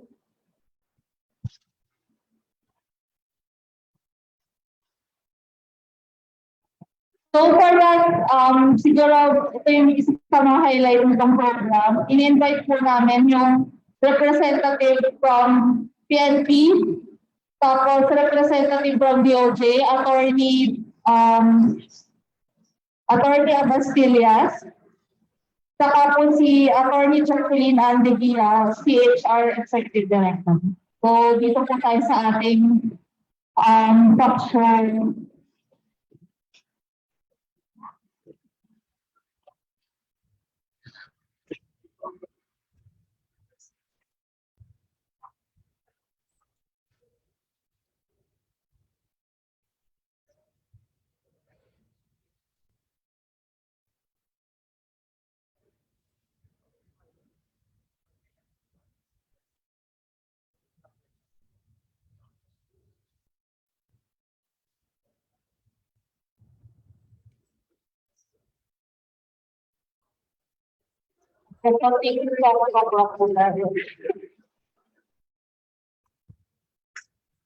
Magandang hapon po. Magandang hapon po pala kay Prosecutor, Assistant City Prosecutor, Attorney Renato Bastillas. So ano po pala yung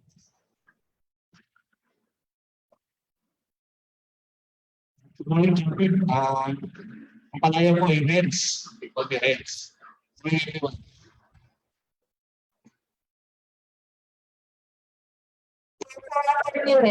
Unang question lang po siguro. So, ano po siguro yung mga new interrogation rules, instructions, methods, and practices na ginagawa ng DOJ for arrangement of custody of persons of the privacy rule? So, yung nasa arrest, the time for Thank you, Rachel, for the question. Good morning, everyone. Now, ang DOJ, or the second pillar of our criminal justice system, which is the prosecution, as we very well know, handles cases processed by law enforcement agents. So, we come to encounter with warrantless arrests. So, yung pagkakaroon nila doon, technically, wala pa siyang legal basis that why we have these periods. Now, on the part of the DOJ, what we do is we summarily resolve inquest cases, inquest proceedings in a swift manner by not only checking the documents, but making sure that our inquest resolutions will go out at least one day, regardless of the nature of the case. So, although I cannot speak from the application city, there are a lot of criminal cases being filed in Quezon City. Our observation is that, as I mentioned, regardless of the case, we resolve that in within one day. The purpose of which is for the arrested person to avail of his constitutional right to bail, regardless of whether bail or not. We will resolve it. So, in addition, in checking the documents, the attachments submitted by the law enforcement agencies, what we do is we check on the medical certificate of the person arrested. Because if it be possible, we might be asking questions on how that arrested person who was later on the day sustain that injury. Siyempre, magsasalita na yan. Usually, ako yan, sasabihin na niya, sasabihin ng police. So, we will be the one who will ask, how did he sustain that? Because there is a possibility that if he sustained that injury, and then later on the case comes to court, and we will testify that he sustained injury because of the beatings of the police officer, it would be at least on our part to at least ascertain whether he was somehow beaten or not. Note that when we speak of torture, as what Director BDS introduced, or in the Commission is not really limited to physical, but also to mental. Besides, as a counterpart of 9745 in relation to 7458, we also have provisions in the revised penal code which deals with maltreatment of prisoners under Article 235. And with respect to women detainees, we have abuses against HPP. If the torture was done mentally in sexual abuse. So that's why we are on the lookout for any possible violations that we might somehow get in the near future. So that's how we address cases involving detainees. Not only that, pagdating naman sa korte, the usual constraint is not just budget constraint, as what Director Diaz said a while ago. Of course, it is not necessarily law enforcement induced torture, but there are some other factors which contribute to the torture. Let us not blame the law enforcement always. Torture may somewhat be with respect to, like in the current pandemic, the signal of the internet to the jail facilities. The problem is whenever they testify, the court is having a difficult time in jotting down the statements of the accused because of some signal constraints. So it's not about the government, it's all about the private sector and how to improve the internet connectivity. maybe the jail facilities would also want to come up with a facility or with a room or facility which caters exclusively to online hearings involving PDLs. Kasi po, kapag hinihiring po kami mga fiscals involving PDLs, more often than not, hindi namin marinig masyado kasi dalawang dahilan. Maingay sa background or may nagte-testify na isang witness. So for example, ayaw mo ng news. Ang katabi ko, accused din. Sabay-sabay nagsasalita. So on the part of the law enforcement, meron din factor ang torture in the sense that they are required to testify, memorize all those cases. So those are some of the challenges that we found. So insofar as the DOJ is concerned, we are on the lookout for taking care of the welfare of the detainees / prisoners, detention prisoners, not only with respect to other prisoners, but also from CIC and suspend.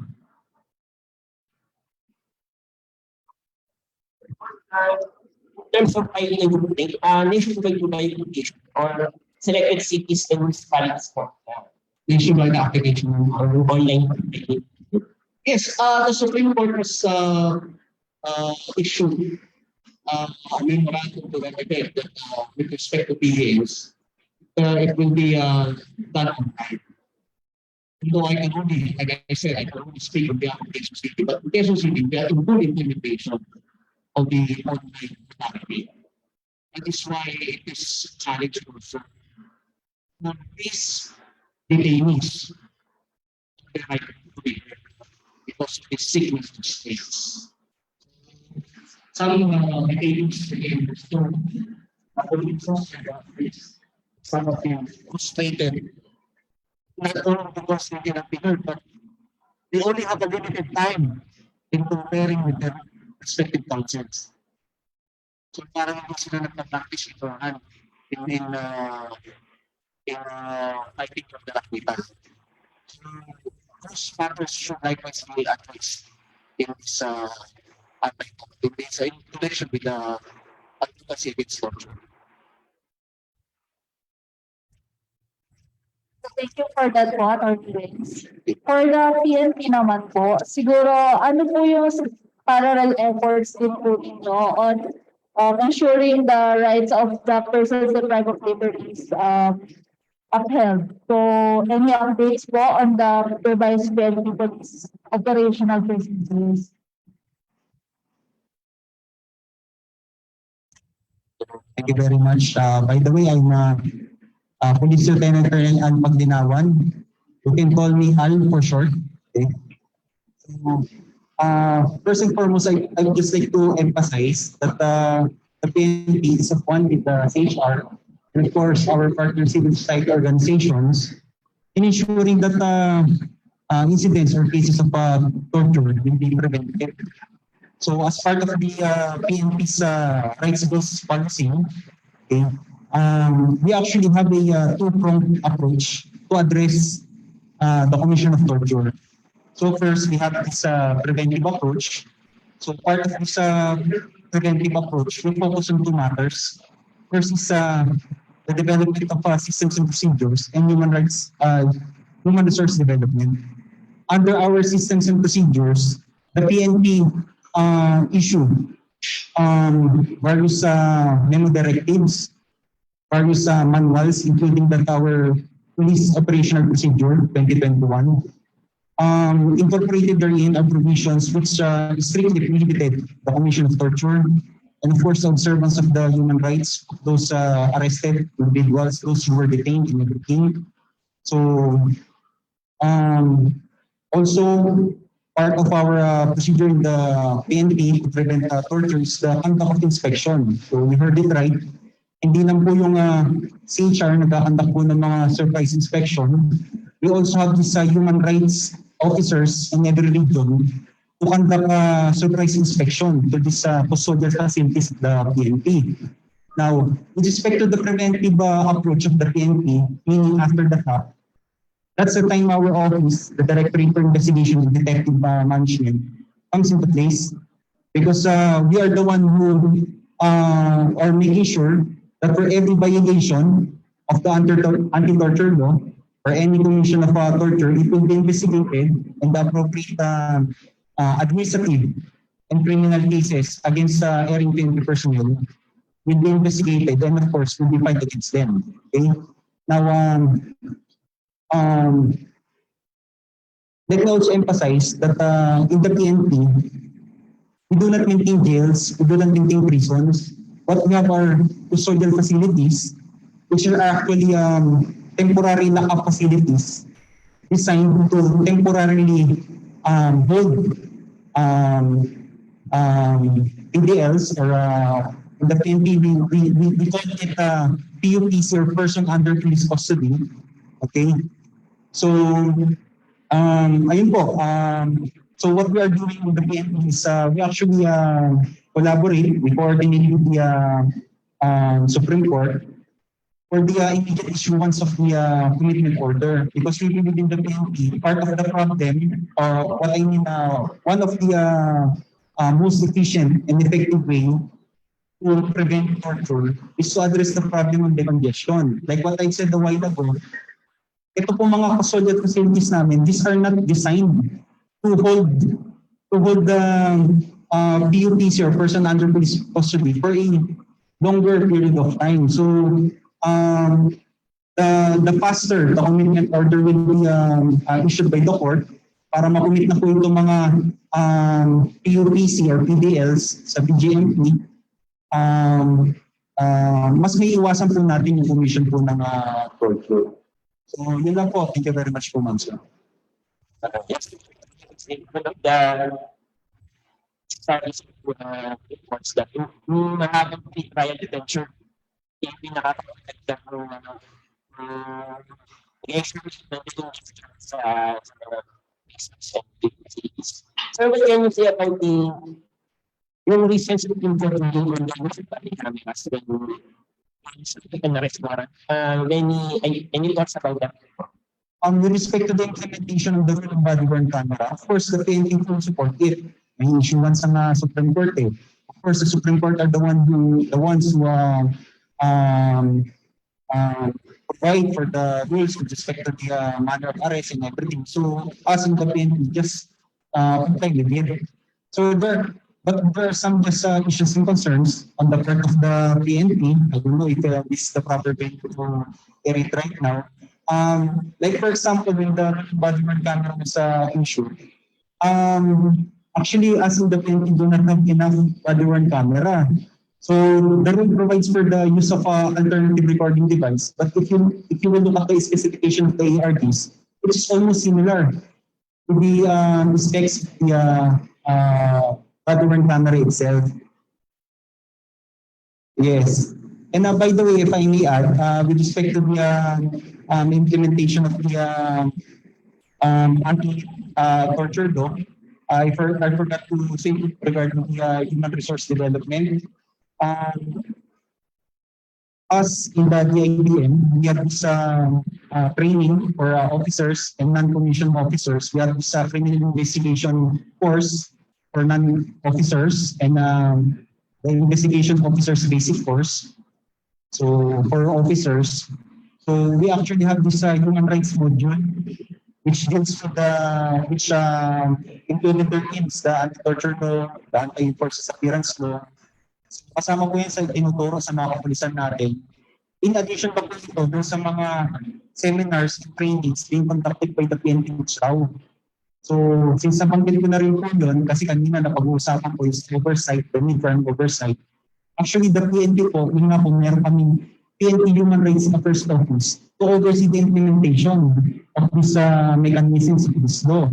So, ini-ensure nila na yung mga issuances ng PNP with respect to the respect of human rights at sa PPC or PDLs is nagagawa po talaga. Ngayon, pag may nakita pong violation ng HR, of course, doon po kami papasok sa DIBM. Doon po kami magkakantin po ng investigation. Now, ito pong violation ng anti-torture law, of course, under the law, yung nagkukumit po rito mga state agent. So, very natural lang po na yung mga victims ng torture is very hesitant na lumapit sa Estado. Kasi nga, usually yung mga suspect yan, kasama yun sa mga uniform service yung nag-detain. So kami naman po sa PNP, yung ginagawa namin, of course, nakikipag-collaborate mo kami sa CHR. Kasi alam naman po namin, itong mga victims ng torture, so in that, tumalapit po talaga sa CHR. So para malaman po namin na may ganung insidente pala, we collaborate, we coordinate with CHR. We also have this mechanism po, we have this legal 35, which created the Interagency Committee against extradition killings, forced disappearance, torture, and other violation to the right to life, liberty, and security of person. So kasama po sa minomonitor po nito is yung torture. So kami po sa PNP, part po kami ng AO35 Interagency Committee. So through this mechanism, through this AO35 mechanism, doon po namin nalalaman yung mga reports or incidents about torture. So doon po kami pumapasok. We ensure that these cases, these incidents are being investigated. Thank you po, ma'am. Yes po, in relation to the PNP, sa parating na administration, what do you think yes, guidelines, among others? Herbert, there are many challenges now. In 2009, we had RA 9745 passed into a law. Since then, we only had one conviction. That alone tells us that there is a problem. Probably many lawyers, many prosecutors are very much familiar with the revised penal code, and often, say for example, if injuries are sustained by a victim, most often the recourse is to the physical injuries prevention. No? Many fail to account that there is a special law, that covers particularly those committed by state agents. And there are a lot of provisions under RA 9745 which actually provides for the protection of victims of torture. And I'd like to emphasize one because PNP is here. There is a provision there that calls for the institutional protection of the victims of torture and calls on all government agencies to do that. Say, for example, we have an actual case of torture in one police station. It's very necessary that immediately there is transfer of the detainees to another detention facilities. That, for me, is very crucial, even pending investigation. No? So I hope that is something that is looked into. But going back to the loan conviction, it emphasizes the need for improved mechanisms and collaborations with the NPS. We did come up with a manual for human rights cases with the NPS. I think that has to be followed through with more trainings. Everyone would have to be sensitized. There is, of course, also a natural hesitation, which we have to acknowledge. Kasi nga, many are turned off with the word torture. It's so heavily laden. It's value laden. So people are adverse to it, lawyers are adverse to it, prosecutors are adverse to it. So there's really a need to recognize it. I encountered that in my work in the region. Second, there's also another challenge at the state level, at the policy level. The government, we would laud the government for having entered into the optional protocol for the Convention Against Torture. One of the obligations of the state there is to set up a national preventive mechanism immediately. And that would have gathered a lot of praise from the international community, from civil society, and from the human rights community, had the government set it up immediately. However, it's unfortunate that up until now, we don't have an NPM law. And the special, the SPP has already called our attention. Under the United Nations Joint Program, we do hope that this coming administration will be able to pass that law, especially because the current administration would have majority support at the Congress and the Senate level. And if we listen carefully to the NPM model being discussed a while ago, it's non-adversarial, it's very collaborative, It's a very inclusive mechanism. So we hope that government finds value in it. It will ultimately make sure that protection is afforded to the PDLs, but likewise also to our jail custodians. And then, of course, also have to acknowledge that there are bureaucratic problems. As mentioned by Attorney Al a while ago, the reason why we call the detention facilities in the PNP temporary lockup cells is because under the law, they're just supposed to stay there for a maximum of 36 hours. And that's probably the reason why DBM did not provide funding for food. Diba? But we've seen over the years that people stay there for months, even for more than 6 months, no, in my experience, because of the clogged dockets. So we can see that it's much bigger. There's a much bigger problem than there is. The justice system will have to be looked into. We have to make sure that positions are filled up in the NPS, in the judiciary. We have to make sure that the courts are accessible, especially in the provinces and municipalities, in far-flung areas. It would take hours just to reach the court. And you can just imagine again the problem for policemen having to bring the detainees, the PDLs, to the courts. And if they have limited resources, again, very difficult. So these things have to be factored in. And then, of course, access to medical care. One of the crucial things under RA 9745 or any victim for torture will be to access medical care. But again, it's not promptly given, or in provincial hospitals or local hospitals. Again, many are not familiar with the Istanbul rules on medical examination. So crucial evidence is again lost. And then, again, there's a tendency to blanket it in general terms that would not be useful eventually for court proceedings. And then most critical, of course, again, is the fact that immediate intervention has to be given. I hope that every stakeholder will have to realize that a life is at stake here. And that's the reason why there should be a sense of urgency. And that's the reason why under the law says that immediate, unrestricted, prompt access is given to the CHR. Because after all, we are in the business of saving lives. We want to make sure that we are able to provide critical intervention before there is loss of lives. We must also take into account that torture, the most extreme form, is something that is very critical, and we have to act very quickly. So there's a lot of challenges. For the CHR alone, marami pa, kaya lang masyadong mahaba to count it. Of course, I would also like to, of course, build on what Attorney Al has mentioned. Because there is a natural hesitancy if, for example, an alleged perpetrator belongs to the same organization. I think that the institution itself, the PNP, can demonstrate its commitment to torture prevention by ensuring that other units also try to help. So for example, noon sa region, if for example the local police is involved, I always rely on the regional command or the provincial command to help, to make sure that they are transferred immediately, that administrative charges continue to roll, that there is restriction in terms of assignments and in terms of access to the victim. So there are a lot of creative ways to actually manage and prevent torture despite the challenges. There are many and noteworthy and actual actions.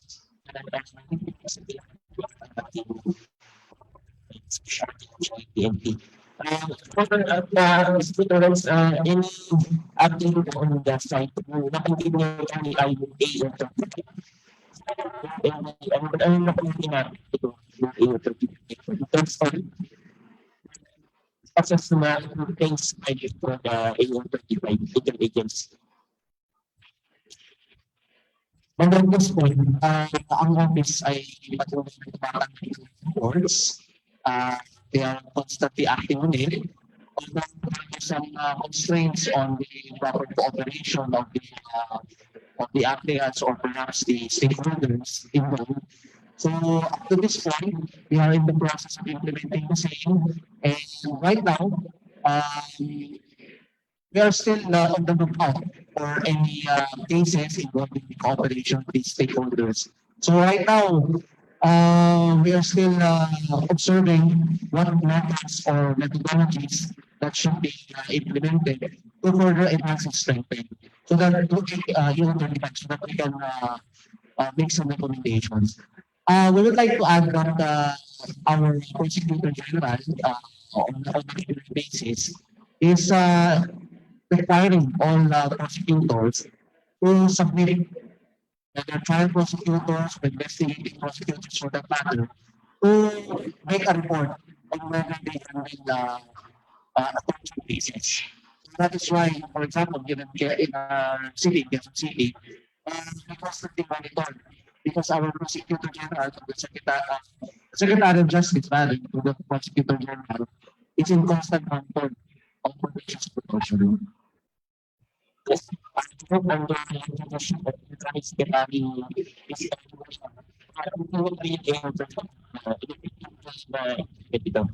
yes, we will because there are still some of the programs that were already commenced, and as long as it serves the purpose, there is no reason to discontinue the same. So, yung PNP National Police meron isang parang pinandang doctrine yung required ang bago sa police ng parati. Until now po ba yun ay required din po na yes po, tama po kayo dyan. Sa amin po sa PNP, regular po yung pagkakandak ng mga inspection. Meeting kami po sa krami, meron po kami na weekly, monthly inspection. And part of those things that being inspected is whether or not, yan po, kung ipipipip ko na Miranda card. So ano po yan, translated into different languages. Meron po English, meron Filipino. So just to add up lang po kanina, yan ko na rin po kasi part po ako ng EU35. So actually maganda po yung that in the EU35 po, diverse po yung composition namin. So, observer po ang CHR dyan. Pero although ang pag-classify sa membership ng CHR ay observer, they are very proactively engaging or cooperating with the EU35. So, through the CHR, yung mga kunting po na nire-receive nila, pinag-turn over po ng CHR, doon po sa EU35 secretariat. So, yun po yung nangyari po.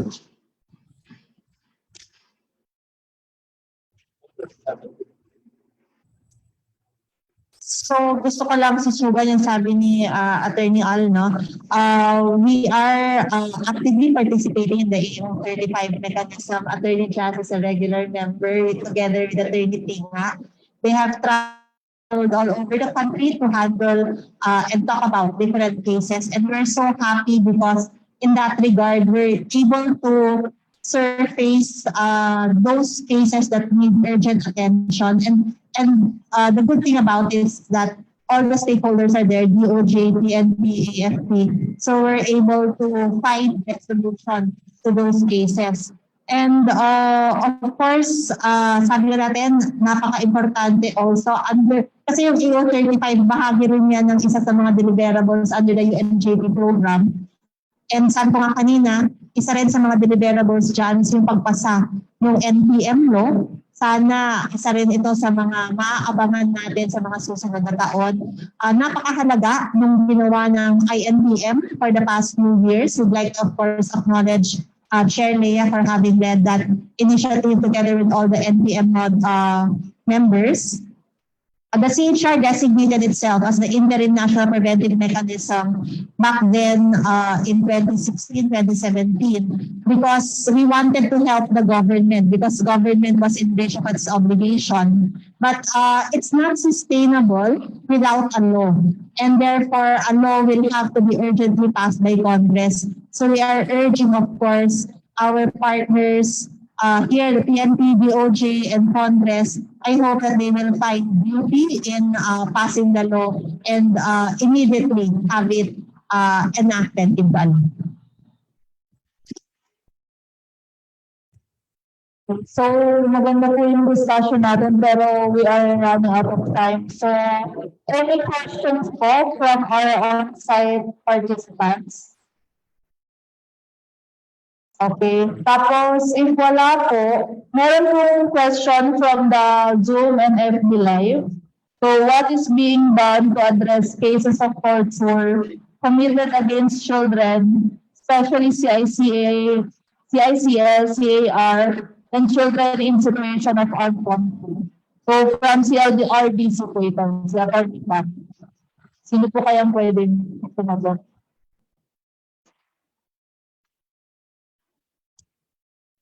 Sa CHR, we do have a specialized unit, the Child Rights Center. It monitors grave violations committed against children. And one of those that we look into are CICLs and those in armed conflict. Pilihan natin yan. Tapos of course, under the IHL law, we have designated also investigators who look into those cases. So they're very actively monitoring all of these cases. We're investigating these cases. We collaborate with the local MWSDO so that local interventions can be made available to them. Of course, after investigation, the CHR has also aimed throughout the years to provide post-intervention efforts. We wanted our approach to be more holistic. So we're also looking into critical support such as psychological, financial support to the victims after the commission of those crimes. On the part of the PNP naman po, similar with the CHR, we have this special issue with po sa PNP. Actually, is under the supervision of our office, the IBM. It is called the Women and Children Protection Center, or WCPC, which handles cases involving children conflict with the law. Yun po. Very much. And of course, again, yung sa project po namin ginagawa, human resource development, to capacitate our investigators, especially yung mga specialist investigators namin, to handle those kind of cases. Continuous trainings and seminars na nakatak po namin in partnership with various organizations. Kasama na po dyan yung mga civil society organizations and other government agencies po. Thank you po. Well, with respect to ICS in particular, what we do is that the DOJ works in close coordination with the social welfare office, particularly in LGU, because because so far as the ICLs are concerned, they are in close monitor with respect to these cases because there is a need for us to awaiting for the discernment report. So as much as possible, we adhere to the principles of restorative justice. As much as possible, we do not commingle our cases with adult offenders or adult offenders. So that is why, with respect to CICL, our office constantly coordinates with the SSTV and makes regular follow-up on all cases involving CICLs with respect to the report so that we can determine if diversion is appropriate or to be conducted by the NSWD or by the board. My question from the online.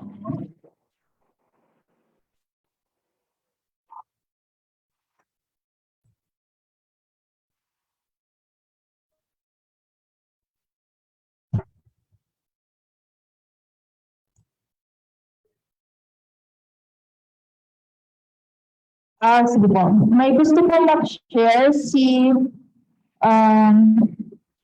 Lieutenant Colonel Pendaton Abdullah from PNP po. Nasa Zoom po siya. Opo ma'am. Good morning po. Assalamualaikum warahmatullahi wabarakatuh. Ma'am, okay ba ang audio ko dyan po? Naririnig po ako, ma'am? Yes po. po. Ma'am, sir, no, this is in support with the statement coming from Sir Al, no, yung mga in compliance with the activities, no, of the PNP to our mandate, no. Tama po yung sabi ni Sir Al, no, we the PNP in ProBar, no, relentless, no, complying with the activities of the SRAO. Likewise, monitoring the detention facilities under our jurisdiction and the condition of the detainee. Just last ma'am, no, last Friday, we did our detention facility inspection, sir, no. Tama po yung sabi ni Sir Al, no, na karamihan po sa mga dito, I'm talking with the here in ProBar, na mostly in our MPS wala pong standard na MPS, and that also conclude na wala pong detention facility na standard. So ang nagiging ugali po or nagiging patakaran po doon sa cases ng mga MPS na walang detention cell ay nakikisuyo na lang po doon sa ibang station MPS na doon mo temporary ilalagay yung mga detainee, no. So tama po yung sabi ni Ma'am Ann, no, na very crucial po, no, itong malaking factor po yung mga MPS na walang standard detention cell, no, lalo na doon sa process of investigation. So sana po mabigyan ito ng pansin, no, itong dito sa ProBar na karamihan po sa mga MPS dito ay wala pong standard na police station that our detainee na minsan pinupunta po, nagikiusap pa sa ibang station para doon inilagay yung detainee, na minsan may kalayuan yung merong standard na police station. So ito and another, no, just last week, no, meron kaming, kasi dito sa ProBar po, ma'am, meron kaming tie-up with the Bangsamoro Human Rights Commission, no. So just last week meron kaming sinama kami doon sa mga trainings. This is going pangalawa na po yung training na sinusuportahan kami ng Bangsamoro Human Rights. Ito po yung program na ito po yung last week na tapos. So we are actively, no, in ProBar in complying with our function, no, to this mandate. Maraming salamat po, ma'am, sir.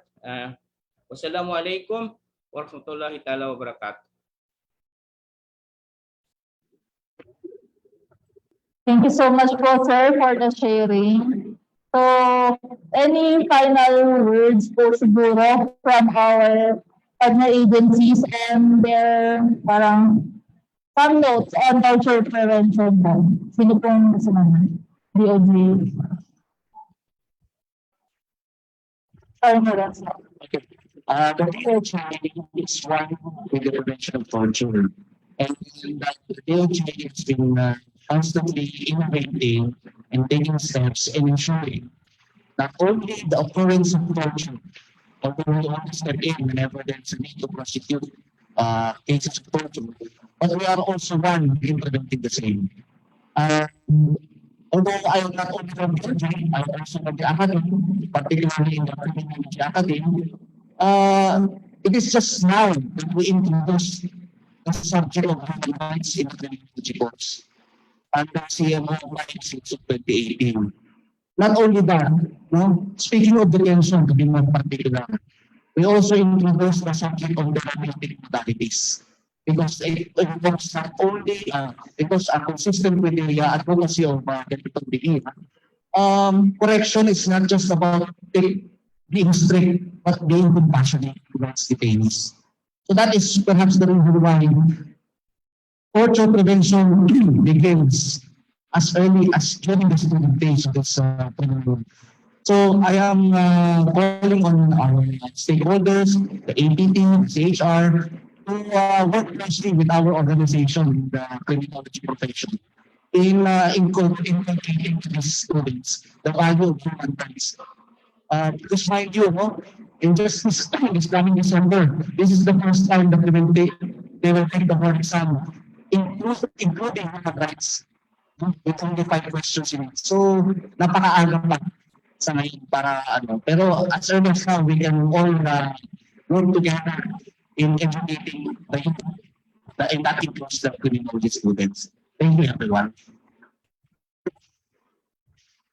Well, I guess I just like to emphasize that torture prevention is best understood when we realize that anyone can be a victim of torture. Anyone can be arrested, but we also have to take into consideration that when you're arrested, we're not necessarily guilty immediately. There's a presumption of innocence. So, and you can be arrested for any other crime. It cannot be as grave, for example, di ba? And so you would want to afford that protection to any person, to your mom, to your dad, to your child, to your friend, to your relative. And the best guarantee for that is to have a system that does not tolerate torture. And we've done so much in the Philippines. The Philippine government has been a signatory to the Convention Against Torture. It went the extra mile of being a signatory to the OPTA. It even demonstrated its state's responsibility to fulfill by coming up with a local law, RA 9745. The challenge that remains to be done is to really implement it and make sure that there is no more victim of torture. Today, as in yesterday, June 26, we of course acknowledge the victims. We do know that they have undergone a lot of pain, a lot of anguish, especially their relatives, and we want to spare anyone in the future of having to undergo also that pain. So maraming salamat. For the PNP po, rest assured lang po that we will continue with do our best, we'll continue our advocacy to prevent this torture from happening. The PNP leadership po, kasama po ng director po sa DIDM, this Major General Commander will, kumbaga, gusto po namin i-emphasize na yan nga po yung PNP leadership, tsaka kami po sa DIDM, we do not tolerate the commission of torture. We do not condone our PNP personnel who commits torture. Kapag sila po is nag-commit ng ganitong forms or acts of torture, we conduct investigation and papailan po namin sila ng appropriate processes sa case weekly. So, yun lang po, ma'am. As a parting word po, sa amin po kasi sa PNP, ako po favorite line ko po ito. Share ko na rin po. In the name of justice and human rights, we remain po. Thank you very much po, ma'am.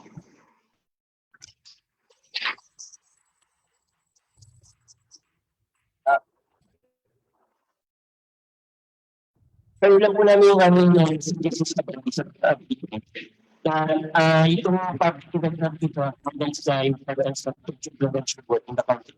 Of course, ensure the fundamental legal safeguards ng mga persistent private liberty. And over the years, hindi po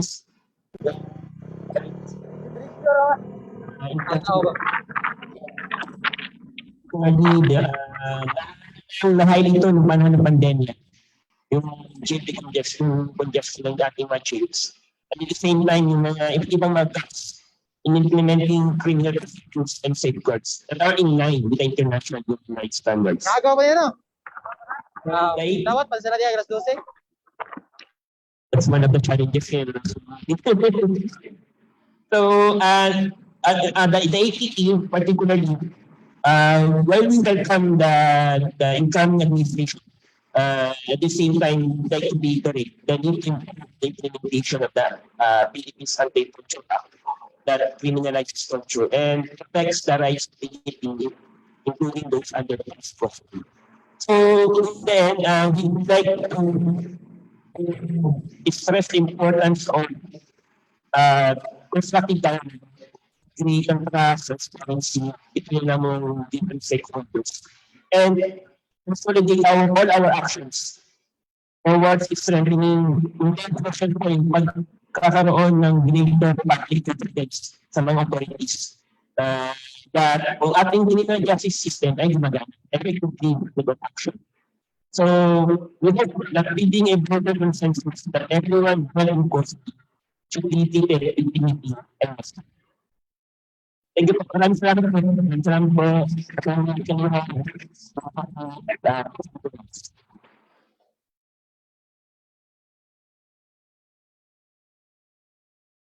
So for the final siguro po, part ng advocacy, mag-photo ops na lang po muna tayo.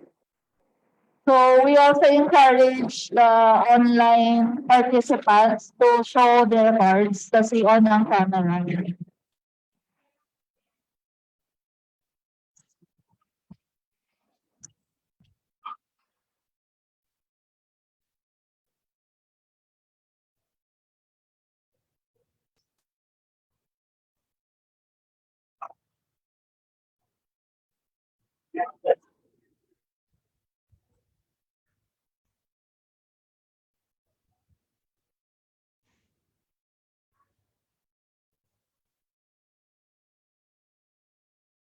Pwedeng dikit-dikit po ng kaunti.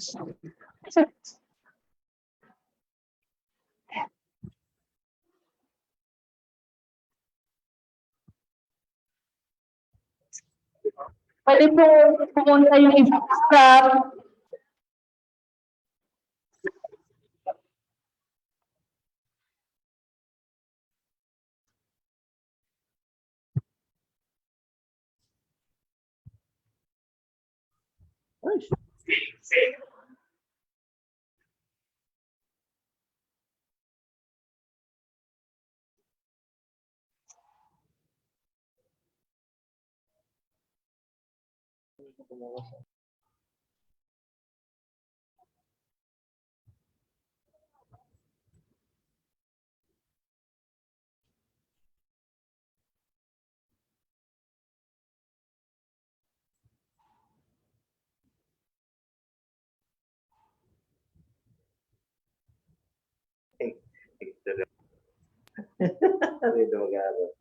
Okay na po for the on-site participants. For the online na booth bureau, mag-photo ops din po tayo. Photo ops na. Oo, mapicture na. Pag-ibigay ka na.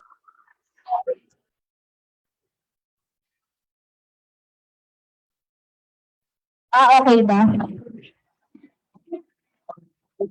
For the online participants, pwede po kayong lahat ng camera.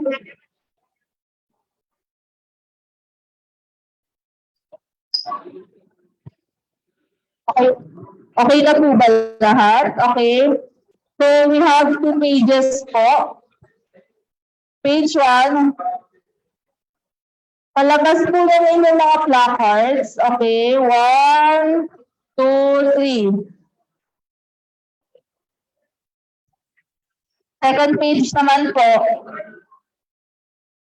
Okay. 1, 2, 3.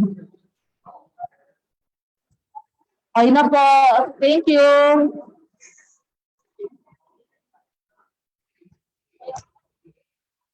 Okay po, maraming salamat muna sa inyong pag-attend. Mamaya ha. So yung mga nasa online po, may sunod po na event ito from 1 p.m. Same link po tayo at same Facebook Live. So if interested po kayong dumalo pa para sa holding celebration po na ito ng International Day in Support of Victims of Torture, pwede po ulit mamaya. Or na mag-lunch po muna tayo. Thank you po.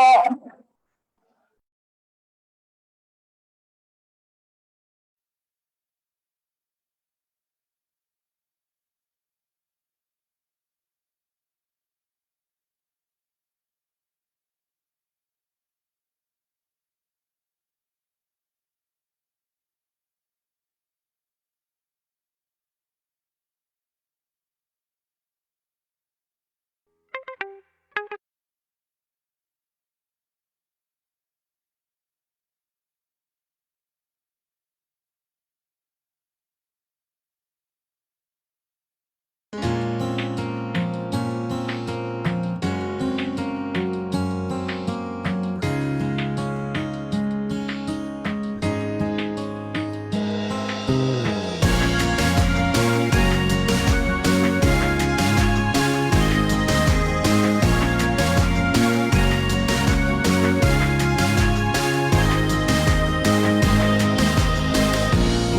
ka bang napupunan o aking kaibigan sa mga nangyayari sa isang marahas na lipunan?